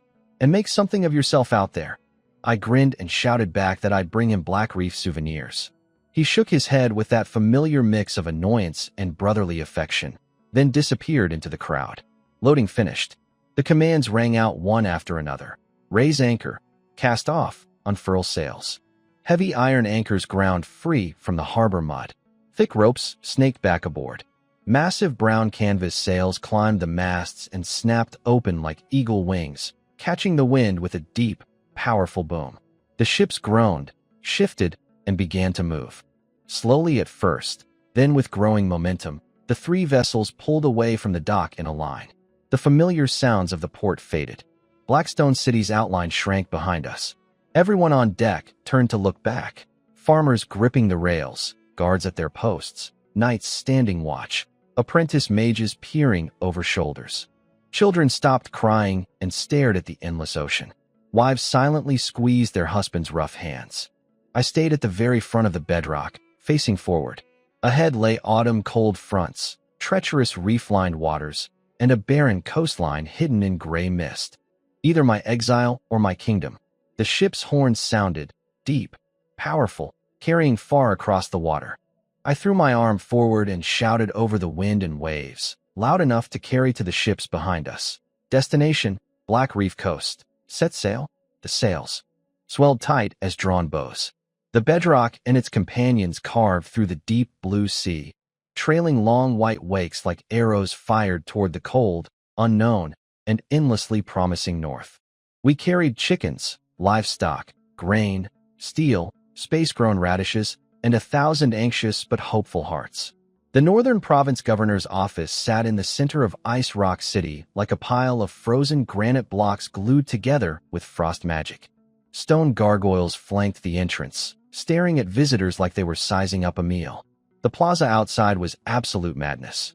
Every type of frontier hopeful had shown up, broke nobles in dented ancestral armor bragging about their grandfathers' battles, shirtless mercenary captains recruiting thugs at the top of their lungs, pale-faced low-level mages dreaming of free land and magic towers, and crowds of common families clutching their belongings with a mixture of land hunger and orc terror in their eyes. The line to apply for development charters snaked across the plaza like a drunk caterpillar. Old Jack flashed the Wilson family crest at a guard captain and slipped him something heavy. The guard shouted for the crowd to make way for urgent noble business. People grumbled and cursed. Another rich kid cutting in line. But they moved. Raymond's cold stare silenced the loudest complainer, a burly mercenary who'd called me a pretty boy. Inside, the building was dark, cold, and smelled like ancient paperwork. The charter office was a cramped side room with a scratched-up oak desk. Behind it sat the most memorable bureaucrat I'd ever seen. A man in his 50s with hair like a gnawed field, a face like dried orange peel, cloudy eyes, and a spectacular red nose with a sweat drop dangling from its tip. His clerk's robe was faded and frayed at the cuffs. He scratched at documents with a nearly bald quill pen, moving like a rusty machine. When my turn came, I handed over the Wilson family's official documents. He squinted at the name, mumbled something about my father the Viscount, and slowly, painfully slowly, began filling in the registration ledger. Development area, he croaked. Northern Province. Black Reef Coast. He stopped writing, stared at me, then burst into wheezing, spit-spraying laughter. Black Reef Coast. Another one. Another young noble who wants to die. He shook his greasy head, scrawling my destination in barely legible handwriting, then launched into a gleeful sermon about how Black Reef was Nothing but black rocks and salt water, where crops died, wind blew you off cliffs, winter froze body parts that shouldn't freeze, and sea beasts dragged people into the deep. He'd worked this desk for 30 years, and fewer than 1 in 10 who took charters for that coast ever came back alive. The waiting room filled with snickers and whispers behind me. He's insane. Bet he won't last 3 months. I give him 1 winter. I could feel Raymond coiled like a spring and Jack's fury burning behind me. But I kept my face completely blank, letting the old man talk himself breathless. When he finally paused to gasp for air, I said calmly, "Thank you for the warning. My decision stands. Please issue the charter." His mocking grin froze, then twisted into irritation. He snorted, yanked a rough yellowed scroll from under the desk, found his stamp. A metal seal carved with a roaring bear, slammed it into the ink pad, and smashed it onto the parchment so hard I thought it would tear through. Dewin Wilson, Development Territory, Black Reef Coast. He practically spat the words, then flung the still wet scroll at me like garbage. Your death warrant. Don't lose it. The sea beast won't care. I caught it. The parchment was rough as sandpaper, the crimson bearhead stamp still glistening with fresh ink. It smelled like cheap dye and cheaper bureaucracy. I didn't look at the clerk, didn't acknowledge the snickering crowd. I rolled the scroll carefully and tucked it into my innermost pocket, patting it gently. Raymond and Jack flanked me like war gods as we walked out. Their stares swept the room, and the whispers died instantly. Outside in the sunlight, I stood on the steps watching the plaza full of hopeful settlers fighting over slightly better patches of dirt. I touched the cold, rough scroll against my chest. Death warrant, I murmured, quiet enough for only my 2 guards to hear. For them, maybe. For me, I looked north, past the city walls, toward a distant coast of black rocks and barren shore that nobody wanted. That's prime real estate. Days after leaving the provincial capital, the temperature dropped off a cliff.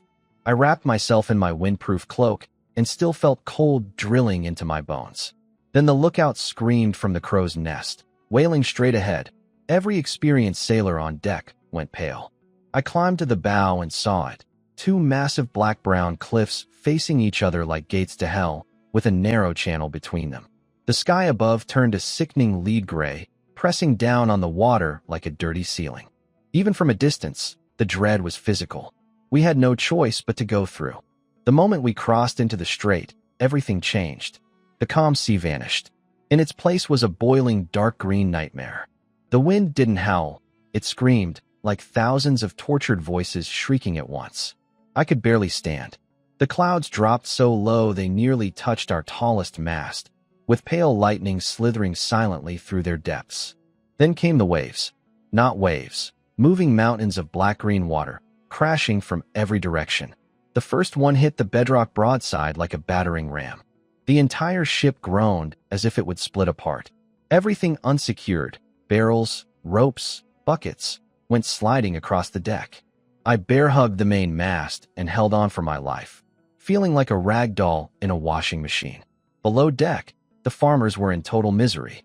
The violent rocking had them vomiting uncontrollably, their sick mixing with bilge water into a smell that could make a corpse gag. The Black Eagle and South Wind were barely visible between wave crests, bobbing like leaves about to be swallowed. Captain Barton screamed himself hoarse, steering us around whirlpools and rogue currents. Every wave impact felt like death's scythe scraping our hull. Wood creaked, ropes hummed at breaking point. Then the real disaster hit.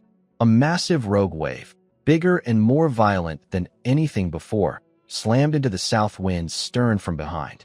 Sea water buried half the rear deck instantly. Then came the sound that stopped my heart, a sharp, sickening crack.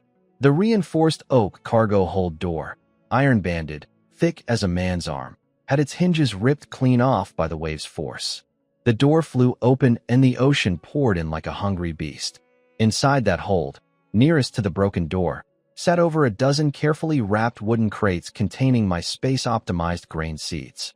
These weren't ordinary seeds. They carried enhanced life energy from the space farm, designed to grow fast in poor soil.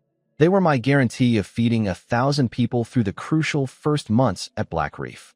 The flooding waters smashed into those crates. Ropes snapped, wood splintered. Golden seeds, plump, glowing faintly with life force, spilled out like sand and were swept through the broken door into the raging ocean. A golden stream of hope pouring into black-green chaos. The seeds. Our seeds. An old farmer who'd been assigned to guard them collapsed against the railing, reaching uselessly toward the water, tears mixing with rain and spray on his weathered face. Below deck, the farming families heard the news, and their wailing cut through even the storm's roar, raw, terrified grief for a future that had just washed away. I stood on the bedrock's pitching bow and watched it all happen across the churning waves. The south wind's hold gaping open, golden grain disappearing into the sea, desperate screams carrying on the wind. I slammed my fist into the wet, freezing mast so hard my knuckles split. The storm didn't care about my plans. The North was teaching me its first lesson before I'd even arrived. Out here, nature's slap will always be louder than your ambitions. The storm finally loosened its grip. The screaming wind faded to a moan, and the monstrous waves shrank to merely terrifying ones. Pale light leaked through cracks in the gray clouds. Our 3 ships limped forward like beaten animals. The bedrock had a smashed railing, the Black Eagle lost a sail to shreds, and the south wind still had that gaping hole in its cargo hold, where my precious seeds had washed away. I was leaning against the main mast, soaked and pale, stomach still churning, cursing our luck, when the lookout's warning horn ripped through the air, short, sharp, panicked. Pirates. 3 sides.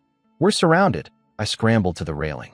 From behind jagged rocks on our left, 2 small fast ships slid out like ghosts. Black hulls, patched and rotting, each flying a black flag with a dripping red cutlass. A 3rd ship emerged from the right rear. They'd been hiding in the reef zone, waiting for storm-battered prey exactly like us. Just our luck, survive Hell's own storm only to get ambushed while we were at our weakest. Captain Barton roared for battle stations. Exhausted sailors grabbed harpoons and axes. Seasick guards fumbled for their weapons with shaking hands. The farmers huddled in terror below deck. But my knights didn't flinch. Raymond's voice thundered across the deck. Knight Corps. Formation. 30 knights snapped into a tight circle behind him and Jack, moving as one unit. Then came the command. Blackstone Rampart. Immovable as mountains, a deep hum vibrated through the deck. Yellow earth element combat aura rose from all 30 knights simultaneously, merging into a single translucent shield, a dome of stone-textured golden energy covering the bedrock's central deck. The rampart formation, exactly as designed. The pirate ships slammed alongside us. Grappling hooks flew. Screaming raiders poured over the rails, filthy, scarred, waving rusted weapons, howling for blood, women, and gold. Their leader came first, a nearly 7-foot bald giant with one eye and a massive double-bladed battle axe. He charged straight at the knight formation, laughing. Raymond stepped out of the shield, gripped his heavy steel greatsword with both hands, channeled every ounce of combat aura into the blade, and brought it down in a single devastating overhead strike. The clash was deafening. Sparks exploded. The pirate chief's axe flew from his shattered grip. The giant himself was launched backward like a rag doll, crashing through 3 of his own men, blood spraying from his mouth. Dead before he stopped rolling. One strike. The pirate leader was gone. The raiders' charge faltered instantly. Fear replaced their bloodlust as they stared at Raymond standing in front of that glowing golden barrier. Jack seized the moment, his spear punching through a stunned pirate's throat. The knights surged forward under the shield's protection, cutting down raiders in a disciplined storm of steel. Then everything got worse. A shrill, inhuman shriek cut through the battle from the largest pirate ship's mast top. I spun around, and my blood went cold. Perched in the crow's nest was a small, skeletal figure wrapped in a filthy feathered robe, wearing a crown of black crow feathers and animal skulls. His face was painted white and green, with poisonous green light burning in his eyes. He held a bone staff topped with a cloudy green gem. An orc shaman. On a pirate ship. The North's worst nightmare had come early. His lips moved rapidly, chanting something foul. The green gem blazed, and 3 finger-thin beams of sickly green light, radiating pure death and decay, shot straight at my knight's formation. I didn't think. My fire magic ignited instantly. I shaped a dense, fist-sized fireball between my palms and launched it at the incoming beams. Two of the three poison rays collided with my fireball in a muffled explosion. No dramatic blast, just a sick hissing sound as orange flame and green poison consumed each other, erupting into a cloud of foul dark green toxic fog that reeked of sulfur and rot. But the third beam got through. It struck the deck near the shield's edge, and scattered poison mist touched several unprotected guards. The screaming was horrible. Where the green vapor touched bare skin, flesh blackened, blistered, and rotted in seconds. Guards collapsed, writhing in agony. The deck wood where the beam hit turned black and crumbled like ash. "Leah?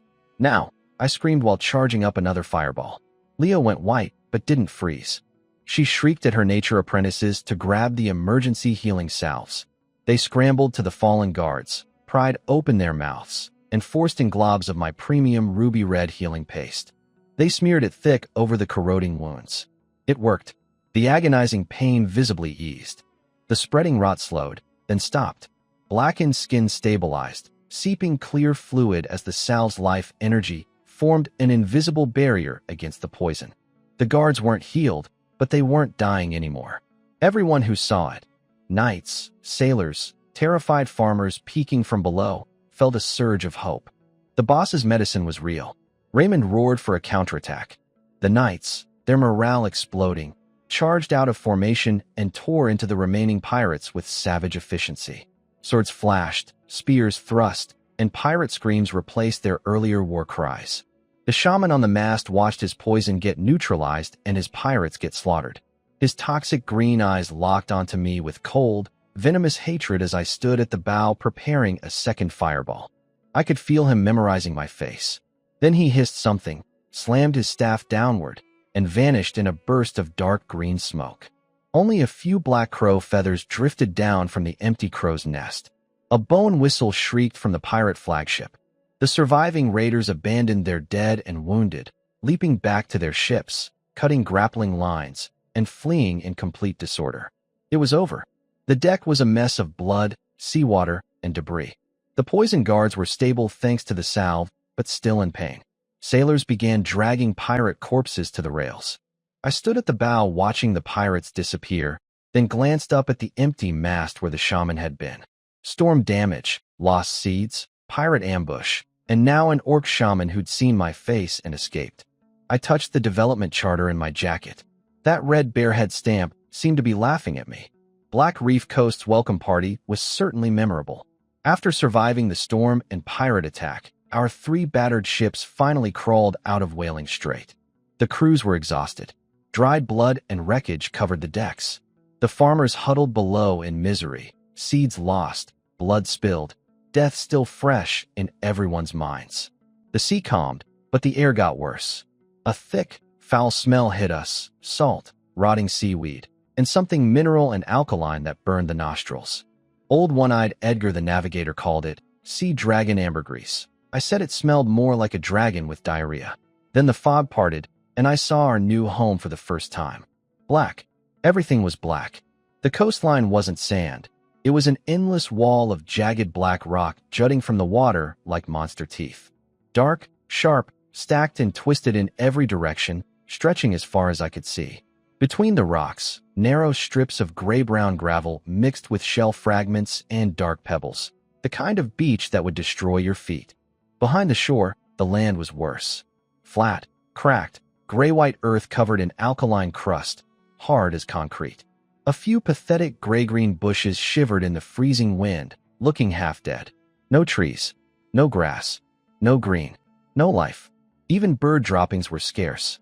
The smell at ground level was overwhelming. Concentrated salt, alkali, and decay pressed directly into your face.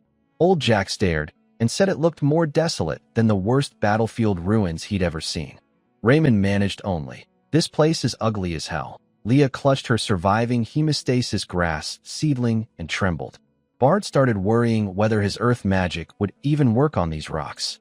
We sailed along the coast until Captain Barton found a small natural bay, relatively calm water, fewer underwater rocks, a wide gravel beach, and most importantly, a massive vertical black cliff wall rising dozens of meters behind a gently sloping piece of land.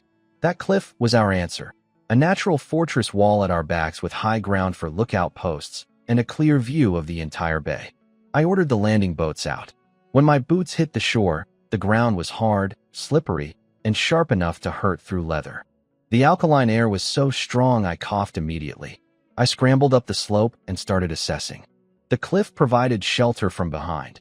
Enemies could only approach from the front.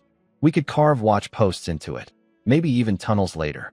I spotted some low pools near the rocks where seawater collected and guessed there might be freshwater springs underneath. I ordered a dig for the next day. Without fresh water, nothing else mattered. Jack and Raymond agreed this was the best spot available. High ground, natural defense, ocean visibility, potential water source. On this wasteland, it was the one halfway decent patch. Then the real trouble started. The landing boats began ferrying farmers ashore. When they stepped onto the gravel and saw what surrounded them, nothing but black rocks, dead soil, and freezing wind, the dam broke. An old farmer knelt down, scooped up a handful of the gray-white dirt, crumbled it between his fingers, smelled it, and started sobbing. He'd spent his whole life working rich black soil in the south. This wasn't soil. This was concrete mixed with salt. "We've been tricked," he wailed. "Nothing can grow here. We'll starve." That triggered a chain reaction. Children screamed for home. Women wept holding their babies. Men stared at the barren ground with hollow eyes.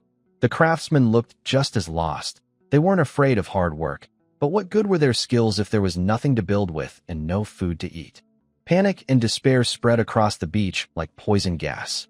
The gray sky pressed down on everyone's spirits even harder than the freezing wind. I stood on the slope above them all, watching the chaos, hearing the crying carried on the wind. My face showed nothing.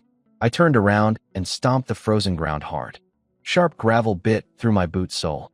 Dead alkaline dust puffed up around my feet. "What a treasure," I muttered through gritted teeth. But my jaw was set like iron. If I couldn't turn this wasteland into something, I'd write my name backward.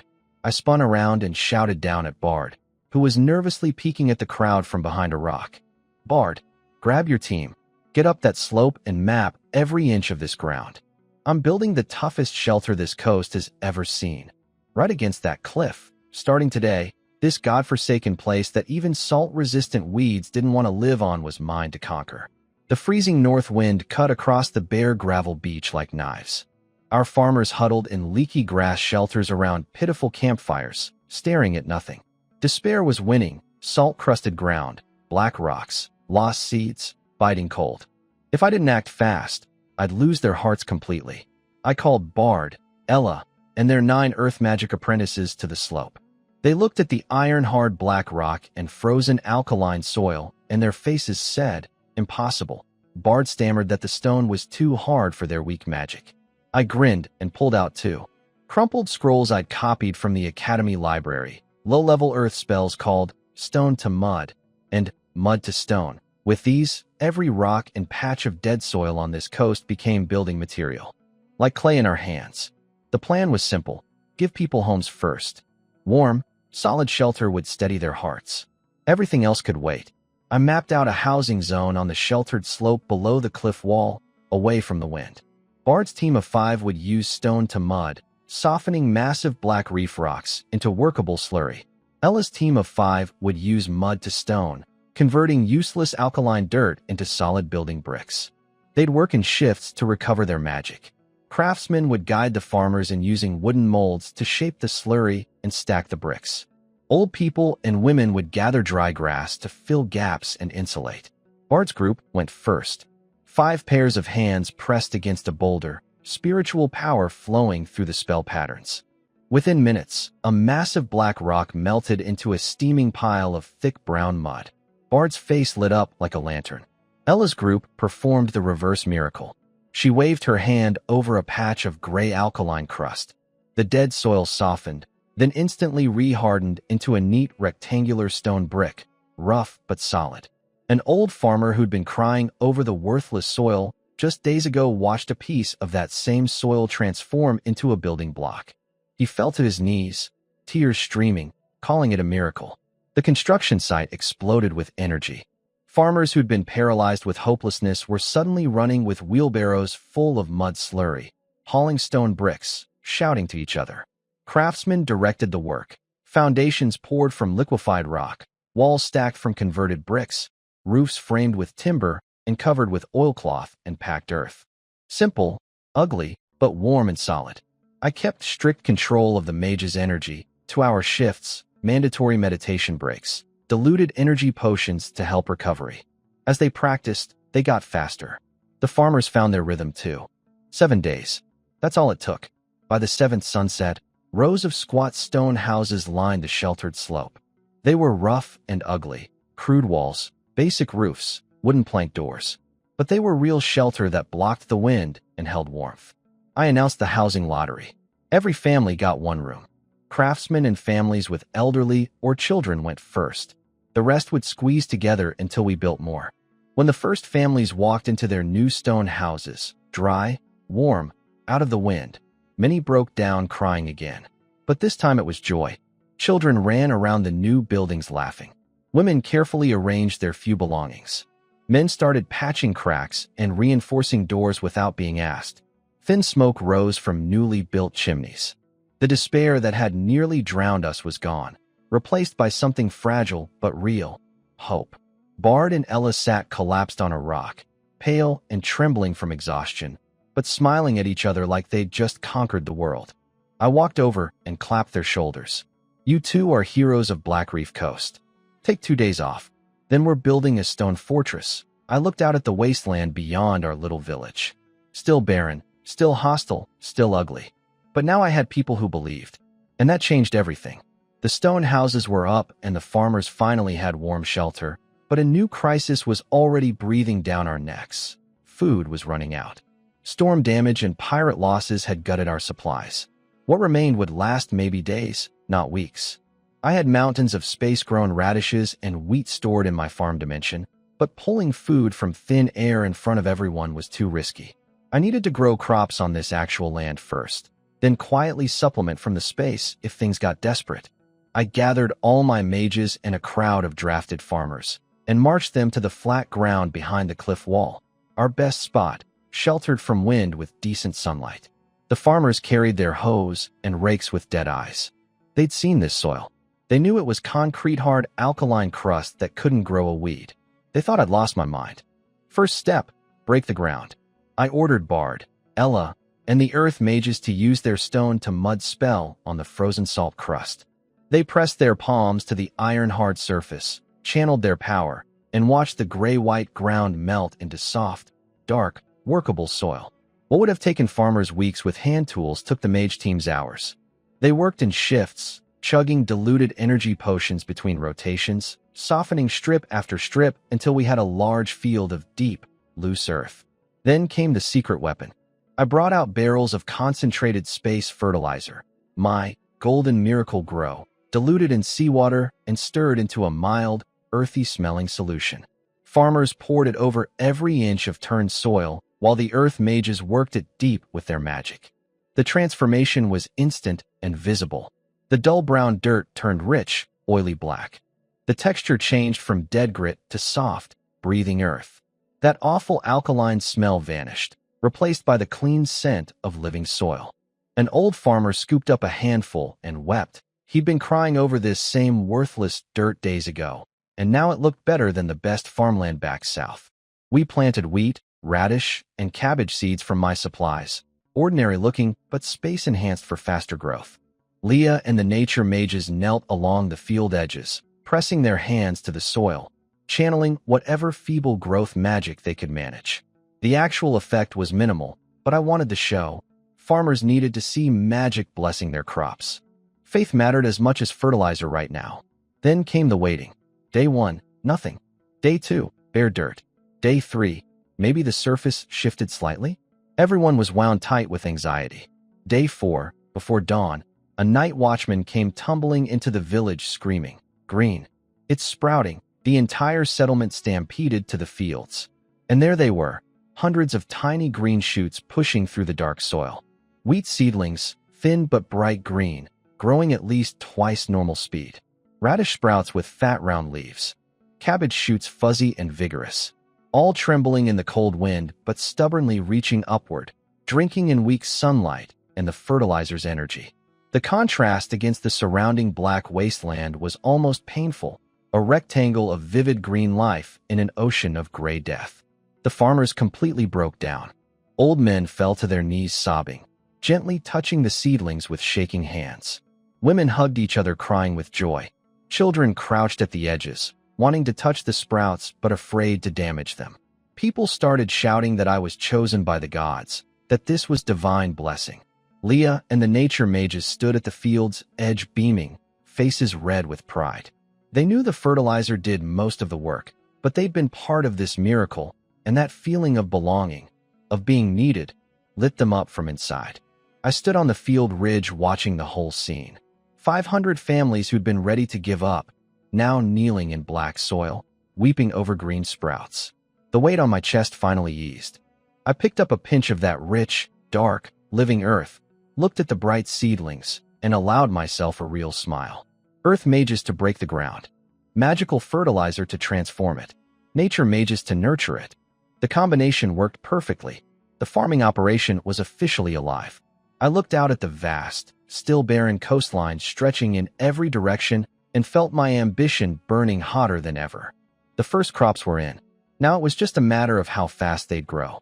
With the crops sprouting and the food crisis on pause, I turned to the next problem, protein. My knights couldn't swing swords on a diet of radishes and cabbage. We needed meat. I looked at the dozens of steel-toothed rabbit cubs in their reinforced cages on the bedrock and saw a gold mine. Rabbits breed fast, eat cheap, produce tasty meat, useful fur, and, most importantly, magic cores. Mobile treasure chests. I called in Bard, Ella, and the Earth Mage team for yet another construction job. They groaned. Bard slapped his forehead and complained that he was supposed to be a noble mage, not a full-time bricklayer. But they got to work, using their stone to mud and mud to stone spells on the scattered black reef rocks. They churned out uniform dark stone bricks. Masons stacked them, mages reinforced the joints, and within 2 days we had a massive circular enclosure, walls over 2.5 meters high, topped with sharp stone spikes to prevent escapes. It looked more like a small fortress than an animal pen. I named it Black Reef No. 1 Magical Beast Ranch, or as everyone called it, the Rabbit Pen. Old Hank, the farmer I put in charge, immediately asked the obvious question, what do we feed them? We barely had enough food for ourselves, and nobody was wasting grain on rabbits. I pointed at the ocean. Seaweed. Haul it in, dry it, grind it up, mix it with leftover wheat bran and water. Hank looked at me like I'd grown a second head. Rabbits eat seaweed. They do now. The resulting feed was a foul-smelling dark green paste that made Hank gag just looking at it. But when we opened the cages, the hungry rabbits dove in and ate every last drop. Their oversized front teeth worked like tiny shovels, scraping the stone troughs clean. What nobody knew was that every night, after everyone was asleep, I snuck into the pen and sprinkled a thin layer of space-grown premium beast feed at the bottom of the troughs. Mixed under the seaweed paste, invisible to anyone checking in the morning. The rabbits licked their bowls clean and woke up shinier and more energetic each day. Hank scratched his head wondering why they were thriving on his terrible cooking. A few days later, Hank came running to me in a panic. Strange sounds were coming from the pen, metallic clinking and grinding. He thought the rabbits were fighting. They weren't fighting. They were eating rocks. Dozens of rabbits had gathered around scattered chunks of black reef stone at the base of the walls and were gnawing on them with those terrifying front teeth. Sparks flew. Stone chips scattered. They chomped through solid rock like it was crackers, clearly enjoying every bite. Hank nearly fainted. I just laughed. Steel-toothed rabbits naturally chew minerals. It's in their nature as earth element magical beasts. The space feed had probably amplified the instinct, and these black reef rocks likely contained minerals they craved. I told Hank to stop cleaning the loose stones from the pen. Free snacks and natural tooth sharpeners. I also ordered the farmers to start scraping the black, slimy moss off the coastal rocks and adding it to the feed mix. When Hank dumped the first basket of moss into the pen, the rabbits swarmed it even more eagerly than the seaweed paste. The farmers watched in amazement. Rabbits eating seaweed, gnawing rocks, munching moss, and getting fatter and healthier by the day. Word spread through the settlement. People started looking at the rabbit pen with a strange new respect. If creatures could thrive on seaweed and stone in this wasteland, Maybe, just maybe, the rest of us could too. I stood with my hands behind my back, watching my glossy, rock-chomping rabbits, then glanced at the green fields in the distance. Meat source, established. Magic core factory, operational. Morale booster, delivered. Black Reef Coast was starting to work. A month after our nightmarish first landing, two familiar shapes appeared on the gray horizon, the Black Eagle and the South Wind, sails bulging with the Wilson family crest. The lookout nearly fell off his tower screaming the news. The whole settlement erupted. Farmers dropped their tools and ran to the beach. Knights straightened up. Even the rabbits paused their rock chewing. I hurried to the landing zone with Raymond and Jack, watching the two ships ride low in the water, much heavier than last time. Edmund had come through big. But my stomach sank too, because I knew what was coming. Another round of the hellish unloading process on this miserable gravel beach. Old One-Eyed Edgar and I circled the anchored ships in a rowboat, checking for hidden underwater rocks and tricky currents. The path we'd stomped out last time had been erased by the tides. Every trip to this coast reminded me how badly we needed a real dock. The cargo was serious this time. Thick lumber planks, crates of iron nails and fittings, pulleys, heavy rope, waterproof canvas, improved iron plowheads, steel tools, and even barrels of waterproofing oil. Everything we needed to start building real infrastructure. But the unloading was just as brutal as before. Cargo swung on ropes from ship decks into bobbing rowboats. Sailors jumped into freezing water to push loaded boats onto the gravel. Farmers hauled heavy crates across slippery, ankle-twisting stones. A bundle of good lumber slid off and half of it got swept away by waves. A barrel of sealing oil tipped over in a rowboat, coating everything nearby in sticky stink. A bag of seed grain fell into seawater when a farmer tripped. We rescued it fast, but the damage was done. I watched from the high ground, grinding my teeth at every loss. Old Grim the master carpenter marched up to me and said what I was already thinking. We couldn't keep doing this. Even a simple wooden pier extending into deeper water would save enormous effort and waste. I pointed at the lumber piling up on shore and told him that building a dock was his first job once unloading finished. A welcome surprise came off the South Wind. Several dozen new settlers recruited from around Blackstone City, sent by Edmund. Men, women, families, all nervous but curious. When they stepped onto the gravel and saw our stone village, the busy unloading operation, and especially the green test fields in the distance, their anxiety started melting into cautious hope. An old newcomer pointed at the crops and asked a veteran settler if wheat really grew here. The veteran puffed out his chest proudly and explained about the special fertilizer turning salt flats into farmland, the fast-growing crops, the magic. The newcomer's eyes widened. Maybe this place wasn't a death sentence after all. 2 grueling days of unloading later, the beach was piled high with supplies. Everyone was exhausted to the bone, but spirits were high. New tools, new lumber, new people, new possibilities. I climbed aboard the South Wind before it left and handed the captain a sealed letter from my father and brother. I told him to report that Black Reef Coast was standing. Houses built, crops growing, rabbits fattening. Send wine next time. The 2 ships raised anchor and sailed away, carrying my letter and the news that we'd survived. Only the battered bedrock remained in the bay, our faithful guardian. I stood on the cold gravel watching the ships shrink into the distance, then turned to look at the mountains of fresh supplies, the busy settlers, and the green fields beyond. "Doc," I muttered, "you're first on the list. Once I build a proper harbor, supplies will flow in like a river. Black Reef Port, it's happening." The freezing weather was destroying my people. Coughs echoed through the stone village like a chorus. Farmers got frostbite and cracked skin from working in the wind. Knights collected bruises and sprains from training. My earth mages were pale as ghosts from draining their magic on construction. The nature mages were just as spent from tending the crops. Everyone needed medicine, and I had almost nothing left. My premium healing salves were nearly gone after the storm and pirate fight. I needed a working alchemy workshop. Here, on this godforsaken coast, with whatever we had, I found a small room in the corner of the stone fort's second floor, tucked against the cliff wall. It was drafty, ugly, and far enough from everything that an explosion wouldn't matter much. Best of all, the cliff had a natural crack, a ready-made ventilation hole. The setup was pathetic. one battered clay cauldron. No magical heating array, just a pile of half-wet seaweed and shrub roots for fuel. Leah looked at it all and asked if we really needed pure magical flame for proper alchemy. I told her we were past worrying about purity, we needed to survive. The smoke problem was immediate and horrible. I lit a test fire, and the room filled with choking black clouds. Carl was crying and coughing within seconds. Then I looked at my 3 wind element apprentices, new arrivals who'd been standing around uselessly, and had a brilliant idea. I pointed them at the ventilation crack and told them to blow. Be the exhaust fan, I said. They stared at me in disbelief. They were supposed to be mages, not human bellows. But my expression made the alternative clear: blow or don't eat.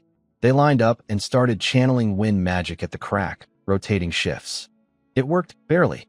The smoke moved toward the exit instead of filling the room. The 3 of them were gasping like dogs within minutes, but at least we could breathe. For ingredients, I scraped together what I could. Hemostasis grass grew wild in the rock crevices here.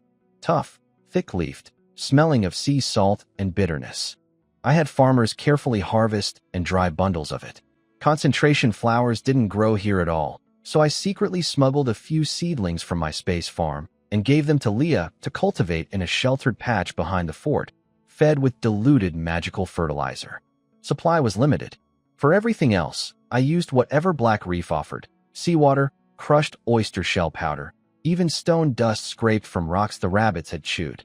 My rule was simple: use local materials first, cheat from the space farm when absolutely necessary. I put Leah in charge as head pharmacist. She was terrified but determined. Following recipes I'd simplified through my wisdom workshop, she directed 2 apprentice assistants through the first batch. The fire lit. Smoke billowed. The wind mages blew frantically. Dried hemostasis grass went into the warming cauldron, sizzling and releasing bitter herbal fumes that mixed with the ever-present smoke stink. Leah called out every step: stir clockwise, add 1 ladle of seawater, a pinch of oyster powder, a fingernail of stone dust. The mixture thickened, darkened from green to deep reddish black, smelling like medicine, ocean, minerals, and campfire all blended together. When Leah called for the fire to stop, the assistants hauled the scalding cauldron off with wet rags. A burly farmer pounded the hot paste in a stone mortar until it turned smooth and dark red. I tested it on a small cut on my own hand. Cool relief spread instantly, pain faded, bleeding stopped fast. Not as powerful as my space-grade premium stuff, but far better than anything you'd buy at a regular market. And most importantly, Leah made it, not me. I didn't have to do everything alone anymore. The second batch was concentration flower tea, a mild energy potion. Leah used her precious dried petals sparingly, simmering them gently with diluted fertilizer solution and a touch of seawater. The result was a faintly glowing pale blue liquid with a clean, cool floral scent that actually overpowered the room's smokiness. Carl volunteered to test it. 1 sip and his drooping, exhausted eyes snapped clear. He shouted that his head felt genuinely better. Not as intense as my personal potions, but real and effective. The smoky little room erupted in cheers. We'd done it. Brewed actual working medicine on this barren coast with seaweed fuel, a clay pot, and human-powered ventilation. I officially declared the Black Reef Coast Potion Workshop open for business. Leah ran production. Carl managed ingredient cultivation. The 3 wind mages became permanent exhaust fans. Everyone else assisted. Thin smoke curled from the cliff crack, carrying a strange perfume of herbs, sea salt, and would fire across the settlement. It smelled like survival. The cold wind still cut like knives, but nobody cared anymore. Every pair of eyes in the settlement was glued to the fields behind the fort, those strips of former salt flat that our magical fertilizer had transformed into real farmland. The wheat was golden and heavy-headed, bending in the wind. Radish greens carpeted the ground thick as a rug. Cabbage leaves wrapped tight and fat around their hearts. The smell of growing crops had actually overpowered the usual salt and alkali stink of Black Reef Coast. That sweet grain scent was driving everyone crazy with anticipation. I walked the field edges, pinching wheat stalks and testing cabbage leaves. The grain wasn't as plump as southern harvests, but it was solid and real. The vegetables were crisp and juicy. Good enough. Tomorrow, we harvest. Those two words spread through the village like wildfire. Farmers grabbed their sharpened sickles and baskets. Old people hobbled out with walking sticks. Mothers carried babies. Even toddlers stumbled along behind. When I gave the signal, dozens of sickles swung down together. The sound of blades cutting through wheat stalks, that clean, crisp whisper, was the most beautiful music I'd heard since arriving on this coast. Golden sheaves fell and rose, releasing the sweet smell of fresh straw. Farmers moved with a joy that bordered on religious devotion. Harvesting wheat on Black Reef Coast. A month ago, nobody would have believed it possible. On the vegetable side, workers carefully dug up white, round radishes and chopped plump cabbages. Not as big as southern produce, but smooth, firm, and plentiful. People held up radishes with tears running down their weathered faces. They'd farmed their whole lives and knew exactly how miraculous this was. Kids chased each other along the field edges, sneaking bites of raw cabbage leaves and grinning with full cheeks. The harvest took most of the day. When the last bundle was tied and the last basket lifted, everyone was exhausted but beaming. The wheat yield was less than half what good southern land would produce, and the kernels weren't perfectly fat, but they were golden and real. The radishes were smaller than ideal but numerous, crisp, and sweet. The cabbages were thick-leafed and tight-hearted, perfect for storing through winter. Limited? Sure. But for 1,000 people who'd arrived expecting to starve on barren rock, this was a mountain of gold. I announced a feast. We hauled out precious salt meat from the ship stores. Farm women fired up big iron pots, ground wheat into coarse flour, and boiled thick, fragrant porridge. Salt meat sizzled in hot oil, releasing an aroma that grabbed every stomach within 100 meters. Radish and cabbage chunks went in next, soaking up the fat. Everything got dumped into enormous pots of wheat porridge with salt, then simmered until it was thick, steaming, and impossibly delicious. People lined up with their chipped bowls and dented pots. Every person got a heaping ladle of the rich stew, chunks of meat, vegetables, and thick grain porridge, glistening with oil, piping hot. They crouched on field ridges and doorsteps, slurping and burning their tongues, not caring. The hot food spread warmth from their bellies outward, melting away months of cold and fear. Laughter echoed across the village for the first time. Children ate until their faces were smeared and their little bellies round. I sat on the ridge with Jack and Raymond, shoveling in a bowl of my own. I nudged the old farmer next to me, the same man who'd knelt crying over the worthless soil on our first day. Told you this land could grow food, I said. He couldn't answer with his mouth stuffed full, just nodded frantically with tears streaming. Then came the best surprise. Without anyone telling them to, farmers finished eating, wiped their mouths, grabbed their tools, and marched toward the untouched wasteland beyond our fields. They started claiming plots and breaking ground on their own, arguing over which patches looked most promising, shouting about next year's radish crops. Leah and the nature mages walked through the harvested fields with notebooks, measuring wheat heads and radish diameters, recording which sections did best, planning how to adjust the fertilizer ratios next time. I watched it all, the eager digging, the careful note-taking, the eyes that no longer held fear but burned with ambition, and felt the last heavy stone lift off my chest. I drained my bowl of porridge, feeling the warmth settle deep, and looked out at the still barren coastline stretching beyond our little green miracle. First harvest. Done, I said it quietly, tasting the words. With food, hearts are steady. With land, roots are deep. Thin cooking smoke drifted upward, carrying the smell of grain and meat across the freezing air. It wasn't the smoke of desperation anymore. It was the announcement of a new home being born. Black Reef Coast. I'd finally, truly, put down roots. With the harvest stored, the medicine workshop churning out healing salves and energy potions, and everyone eating properly for the first time, morale was finally climbing. Farmers hummed while scraping moss for the rabbits. It was time to upgrade our defenses. Our stone fort was barely more than a rough shell. Gaps in the walls you could stick your fingers through, weak corners, and patches that looked ready to crumble if someone sneezed on them. It might stop a stray dog, if any dogs existed out here. I called Bard, Ella, and the Earth Mage team. They'd just finished eating and were trying to recharge in a sunny corner. Their faces fell the moment they heard my voice. More bricklaying. The never-ending story. I walked them around the fort pointing out every flaw. Thin spots got the order to add half a meter of thickness. Weak corners needed rounding and reinforcing. Sloppy patches got torn down for rebuilding. Bard's team would soften the old stone surfaces with stone to mud. Ella's team would apply fresh layers and harden them with mud to stone. The result was smooth, thick walls fused seamlessly to the original structure. No joints, no cracks. I renamed it Black Reef Fortress. Sounded properly intimidating. Next, I had them dig underground. 3 meters down through solid black rock, cycling between softening stone and scooping out mud.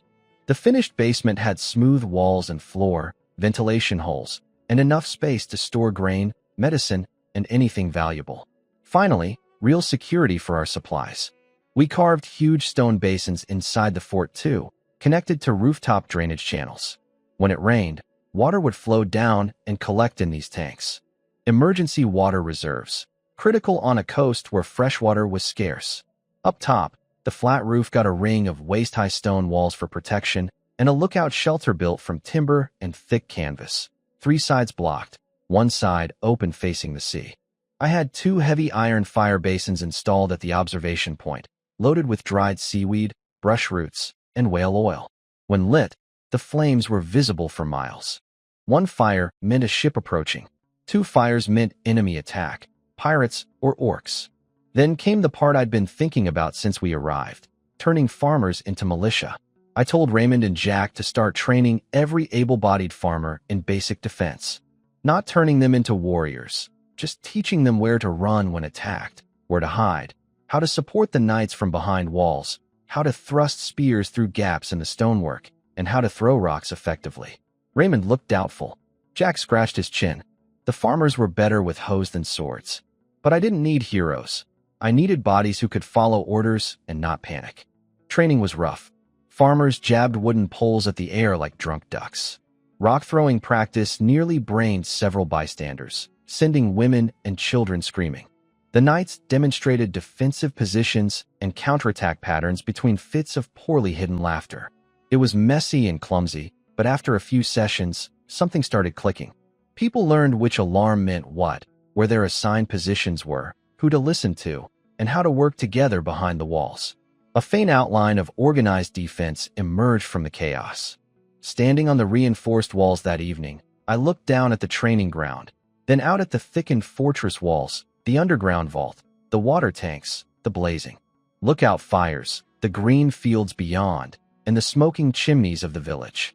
For the first time, Black Reef Coast didn't just feel like a place we were surviving. It was starting to feel like something worth defending. Things were running smoothly on the surface, fort upgraded, crops growing, rabbits thriving, militia training. But I couldn't shake the memory of that orc shaman's poisonous green eyes from the pirate fight. Danger was out there, and sitting behind walls waiting to be surprised was a death wish. I upgraded the lookout post to round-the-clock operation. 3 shifts, 24 hours, fires burning constantly. I pulled old one-eyed Edgar aside and told him he was now my human radar. Any ship on the horizon, any strange movement on shore, ring the bell. Immediately, I trained a dozen sharp-eyed young farmers as his rotation crew, teaching them to identify different sail types, spot unusual currents, and recognize suspicious movement along the coast. But watching from the fort wasn't enough. I needed to know what was out there on our actual coastline. I organized patrol teams, 1 night, 2 guards, and 2 trained farmers per squad. 5 people, light gear, daily routes along the shore. Their job, map the territory, find freshwater sources, locate useful resources, identify hiding spots and defensive positions. And most importantly, watch for signs of orcs. Raymond led the first patrol himself. They headed west along the rocky coast at dawn, picking their way across freezing gravel and slippery reef stone. The 2 farmer scouts turned out to be surprisingly useful. Months of scraping moss had taught them every crevice and tide pool for miles. They pointed out oyster beds, rainwater puddles, and animal tracks as they walked. Around midday, sheltering behind rocks for a rest, one farmer mentioned seeing large white bones nearby weeks ago. Raymond went to investigate immediately. What he found turned his blood cold. In a patch of sand near an open gravel beach, half buried by tidal wash, were enormous claw prints, bigger than a man's hand, deep and sharp-edged. Scattered around them were bleached, broken animal bones. Then, at the base of a massive black rock, Raymond found something worse, a crude bone spear. The shaft was roughly shaped bone, the tip a sharpened piece of black flint lashed on with animal sinew. Dried dark stains, old blood, still clung to the point. Carved into the rock beside it was a rough symbol, a snarling beast head with exposed fangs. An orc territorial marker.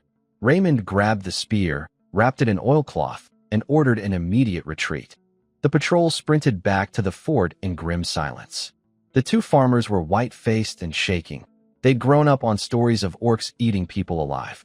The lookout bell clanged frantically as the patrol came running in. Everyone in the settlement froze. Knights gripped weapons. Farmers stopped mid-swing with their hoes. Raymond reached the watchtower and handed me the bone spear. It was heavy and cold, radiating a primitive menace. I unwrapped it and saw the beast head carving. The claw prints were days old at most, partially washed by tides, but still deeply pressed into the sand. Orcs had been right at our doorstep. Recently, I carried the spear to the edge of the watchtower where everyone below could see me. I held it up high. "See this?" I shouted into the wind. "Orc claws have reached Black Reef Coast." Fear rippled through the crowd like a wave. But I didn't let it settle. "So what?" I roared. "Our fort is reinforced. Our cellars are stocked. Our weapons are sharp. Our knights are ready. And you," I pointed the spear at the militia clutching their wooden poles and stones. "Your hands aren't holding firewood. They're holding your survival. When the orcs come, I'll be ready. I've been waiting for something to test our new blades on. Let's see whose bones are harder, theirs or our walls." I slammed the bone spear into the stone floor of the watchtower. The crack echoed across the settlement. Then I issued rapid orders. Patrol routes shortened, but coverage expanded, focusing west toward where the tracks were found. Lookout watch doubled in alertness. Knights, guards, and militia all moved to combat readiness. Weapons carried at all times, one eye open while sleeping. Fort gates reinforced and locked every night without exception. The fear in people's eyes didn't vanish, but it hardened into something more useful, the fierce determination of people with nowhere left to run. I looked at the crude bone spear in my hand and out toward the gray western coastline. "Come on then," I muttered. I needed a whetstone anyway. Carl and the nature mage apprentices were out scraping hemostasis grass and moss from the coastal rocks when he spotted something incredible, a herd of wild mountain goats, maybe 15 of them, leaping across the sheer cliff faces like the jagged black rocks were flat ground. These goats were compact and tough, covered in coarse gray-brown fur, with hard little hooves that gripped the razor-sharp reef stone perfectly. They were eating the thick-leaved, salt-resistant bushes growing in cliff cracks and the slimy dark moss clinging to the rocks, the same stuff we could barely choke down ourselves. Even better, Carl spotted a young kid stumbling on a slope, protected by its mother. Where there were babies, there was a breeding population. Carl remembered my lessons about natural affinity magic. He crept closer, hands open and unthreatening, and channeled gentle, warm spiritual energy toward the herd. The goats tensed up, lead males lowered their horns, but the hostility dimmed slightly. He laid out cabbage leaves and radish greens on a flat rock. The goats were interested but too suspicious to approach. Then Carl pulled out his secret weapon, a small space-grown radish from his emergency rations. The moment that radish hit the air, its concentrated life energy aroma spread like magic. The herd went crazy. The proud lead male broke first, charging over to grab food. The rest followed in a stampede, shoving each other to get at the leaves. They devoured every scrap, but their eyes stayed glued to that space radish. One big male snatched it whole, chewing blissfully while the others drooled. Carl sprinted back to report. I immediately ordered Bard and Ella to build a large stone enclosure, Black Reef Ranch No. 2. Half a day of earth magic later, we had a goat pen several times bigger than the rabbit enclosure, solid and tall. Carl became our head animal tamer. His strategy was simple: bait and befriend. Day 1, he left ordinary vegetables far from the pen. Day 2, closer, with bits of space radish mixed in. Day 3, right at the pen entrance with full space radish chunks, and his calming magic at maximum. By the third afternoon, the greedy lead male couldn't resist anymore and walked right through the gate. The others followed one by one, drawn by the irresistible radish scent and Carl's soothing aura. "Shut the gate," Carl screamed. The farmers slammed it closed. The Black Reef Mountain goats were officially domesticated. Feeding them was easy, same formula as the rabbits. Harvested seaweed and scraped rock moss, dried and piled in the pen. The goats ate it eagerly, just as they had in the wild. Carl visited daily with space radish treats to keep building trust. The goats quickly learned to mob him the moment he appeared, bleating like excited children. The little kid even nuzzled his leg for extra pieces. Then the best news, the mother goat's udder was swelling. Milk. Not much yet, but real goat milk. Nutritious food for our children, elderly, and injured. I stood looking at the goat pen, then at the rabbit enclosure, then at the green fields beyond. Rabbit meat, goat milk, radishes, cabbage, wheat porridge. Our diet was diversifying fast. The settlement's nutrition was climbing from desperate survival rations towards something that actually kept people healthy and strong. Black Reef Coast was becoming a real home, one animal pen at a time. I was standing by the goat pen watching Carl feed his beloved mountain goats, daydreaming about goat milk skincare products for noble ladies, when the alarm bell shattered everything. In the war room, Raymond laid out what his patrol had found. West of Crocodile Head Reef, hidden in a rock crevice, a pack of kobolds, dozens of them mining ore. He'd brought back samples, chewed rock fragments, crude bone spears, and most importantly, a chunk of dark metallic stone with a fresh-cut surface. Iron ore. My brain exploded in two directions simultaneously. Threat. Hostile creatures operating right on our doorstep, mining resources that could arm enemies. Opportunity. Our wasteland had iron deposits. Iron meant better tools, weapons, armor. It would rocket our development forward. The choice was obvious. Take it. All of it. I assembled the full strike force. 30 knights in polished armor, combat aura glowing, swords drawn. Militia with sharpened spears standing back up. Leah and the healers ready with potions. We marched fast and quiet across the reef stone toward Crocodile Head. The mine entrance was a narrow crack in the cliff face, barely wide enough for two people. Fresh stone chips and foul-smelling kobold droppings littered the ground outside. From inside came the rhythmic clink of mining tools and harsh, barking voices. My plan was simple. I had Raymond's shield wall seal the entrance. Then I stepped back, gathered my fire magic, and launched 3 dense fireballs at the massive loose boulder hanging above the cave mouth. The explosion was spectacular.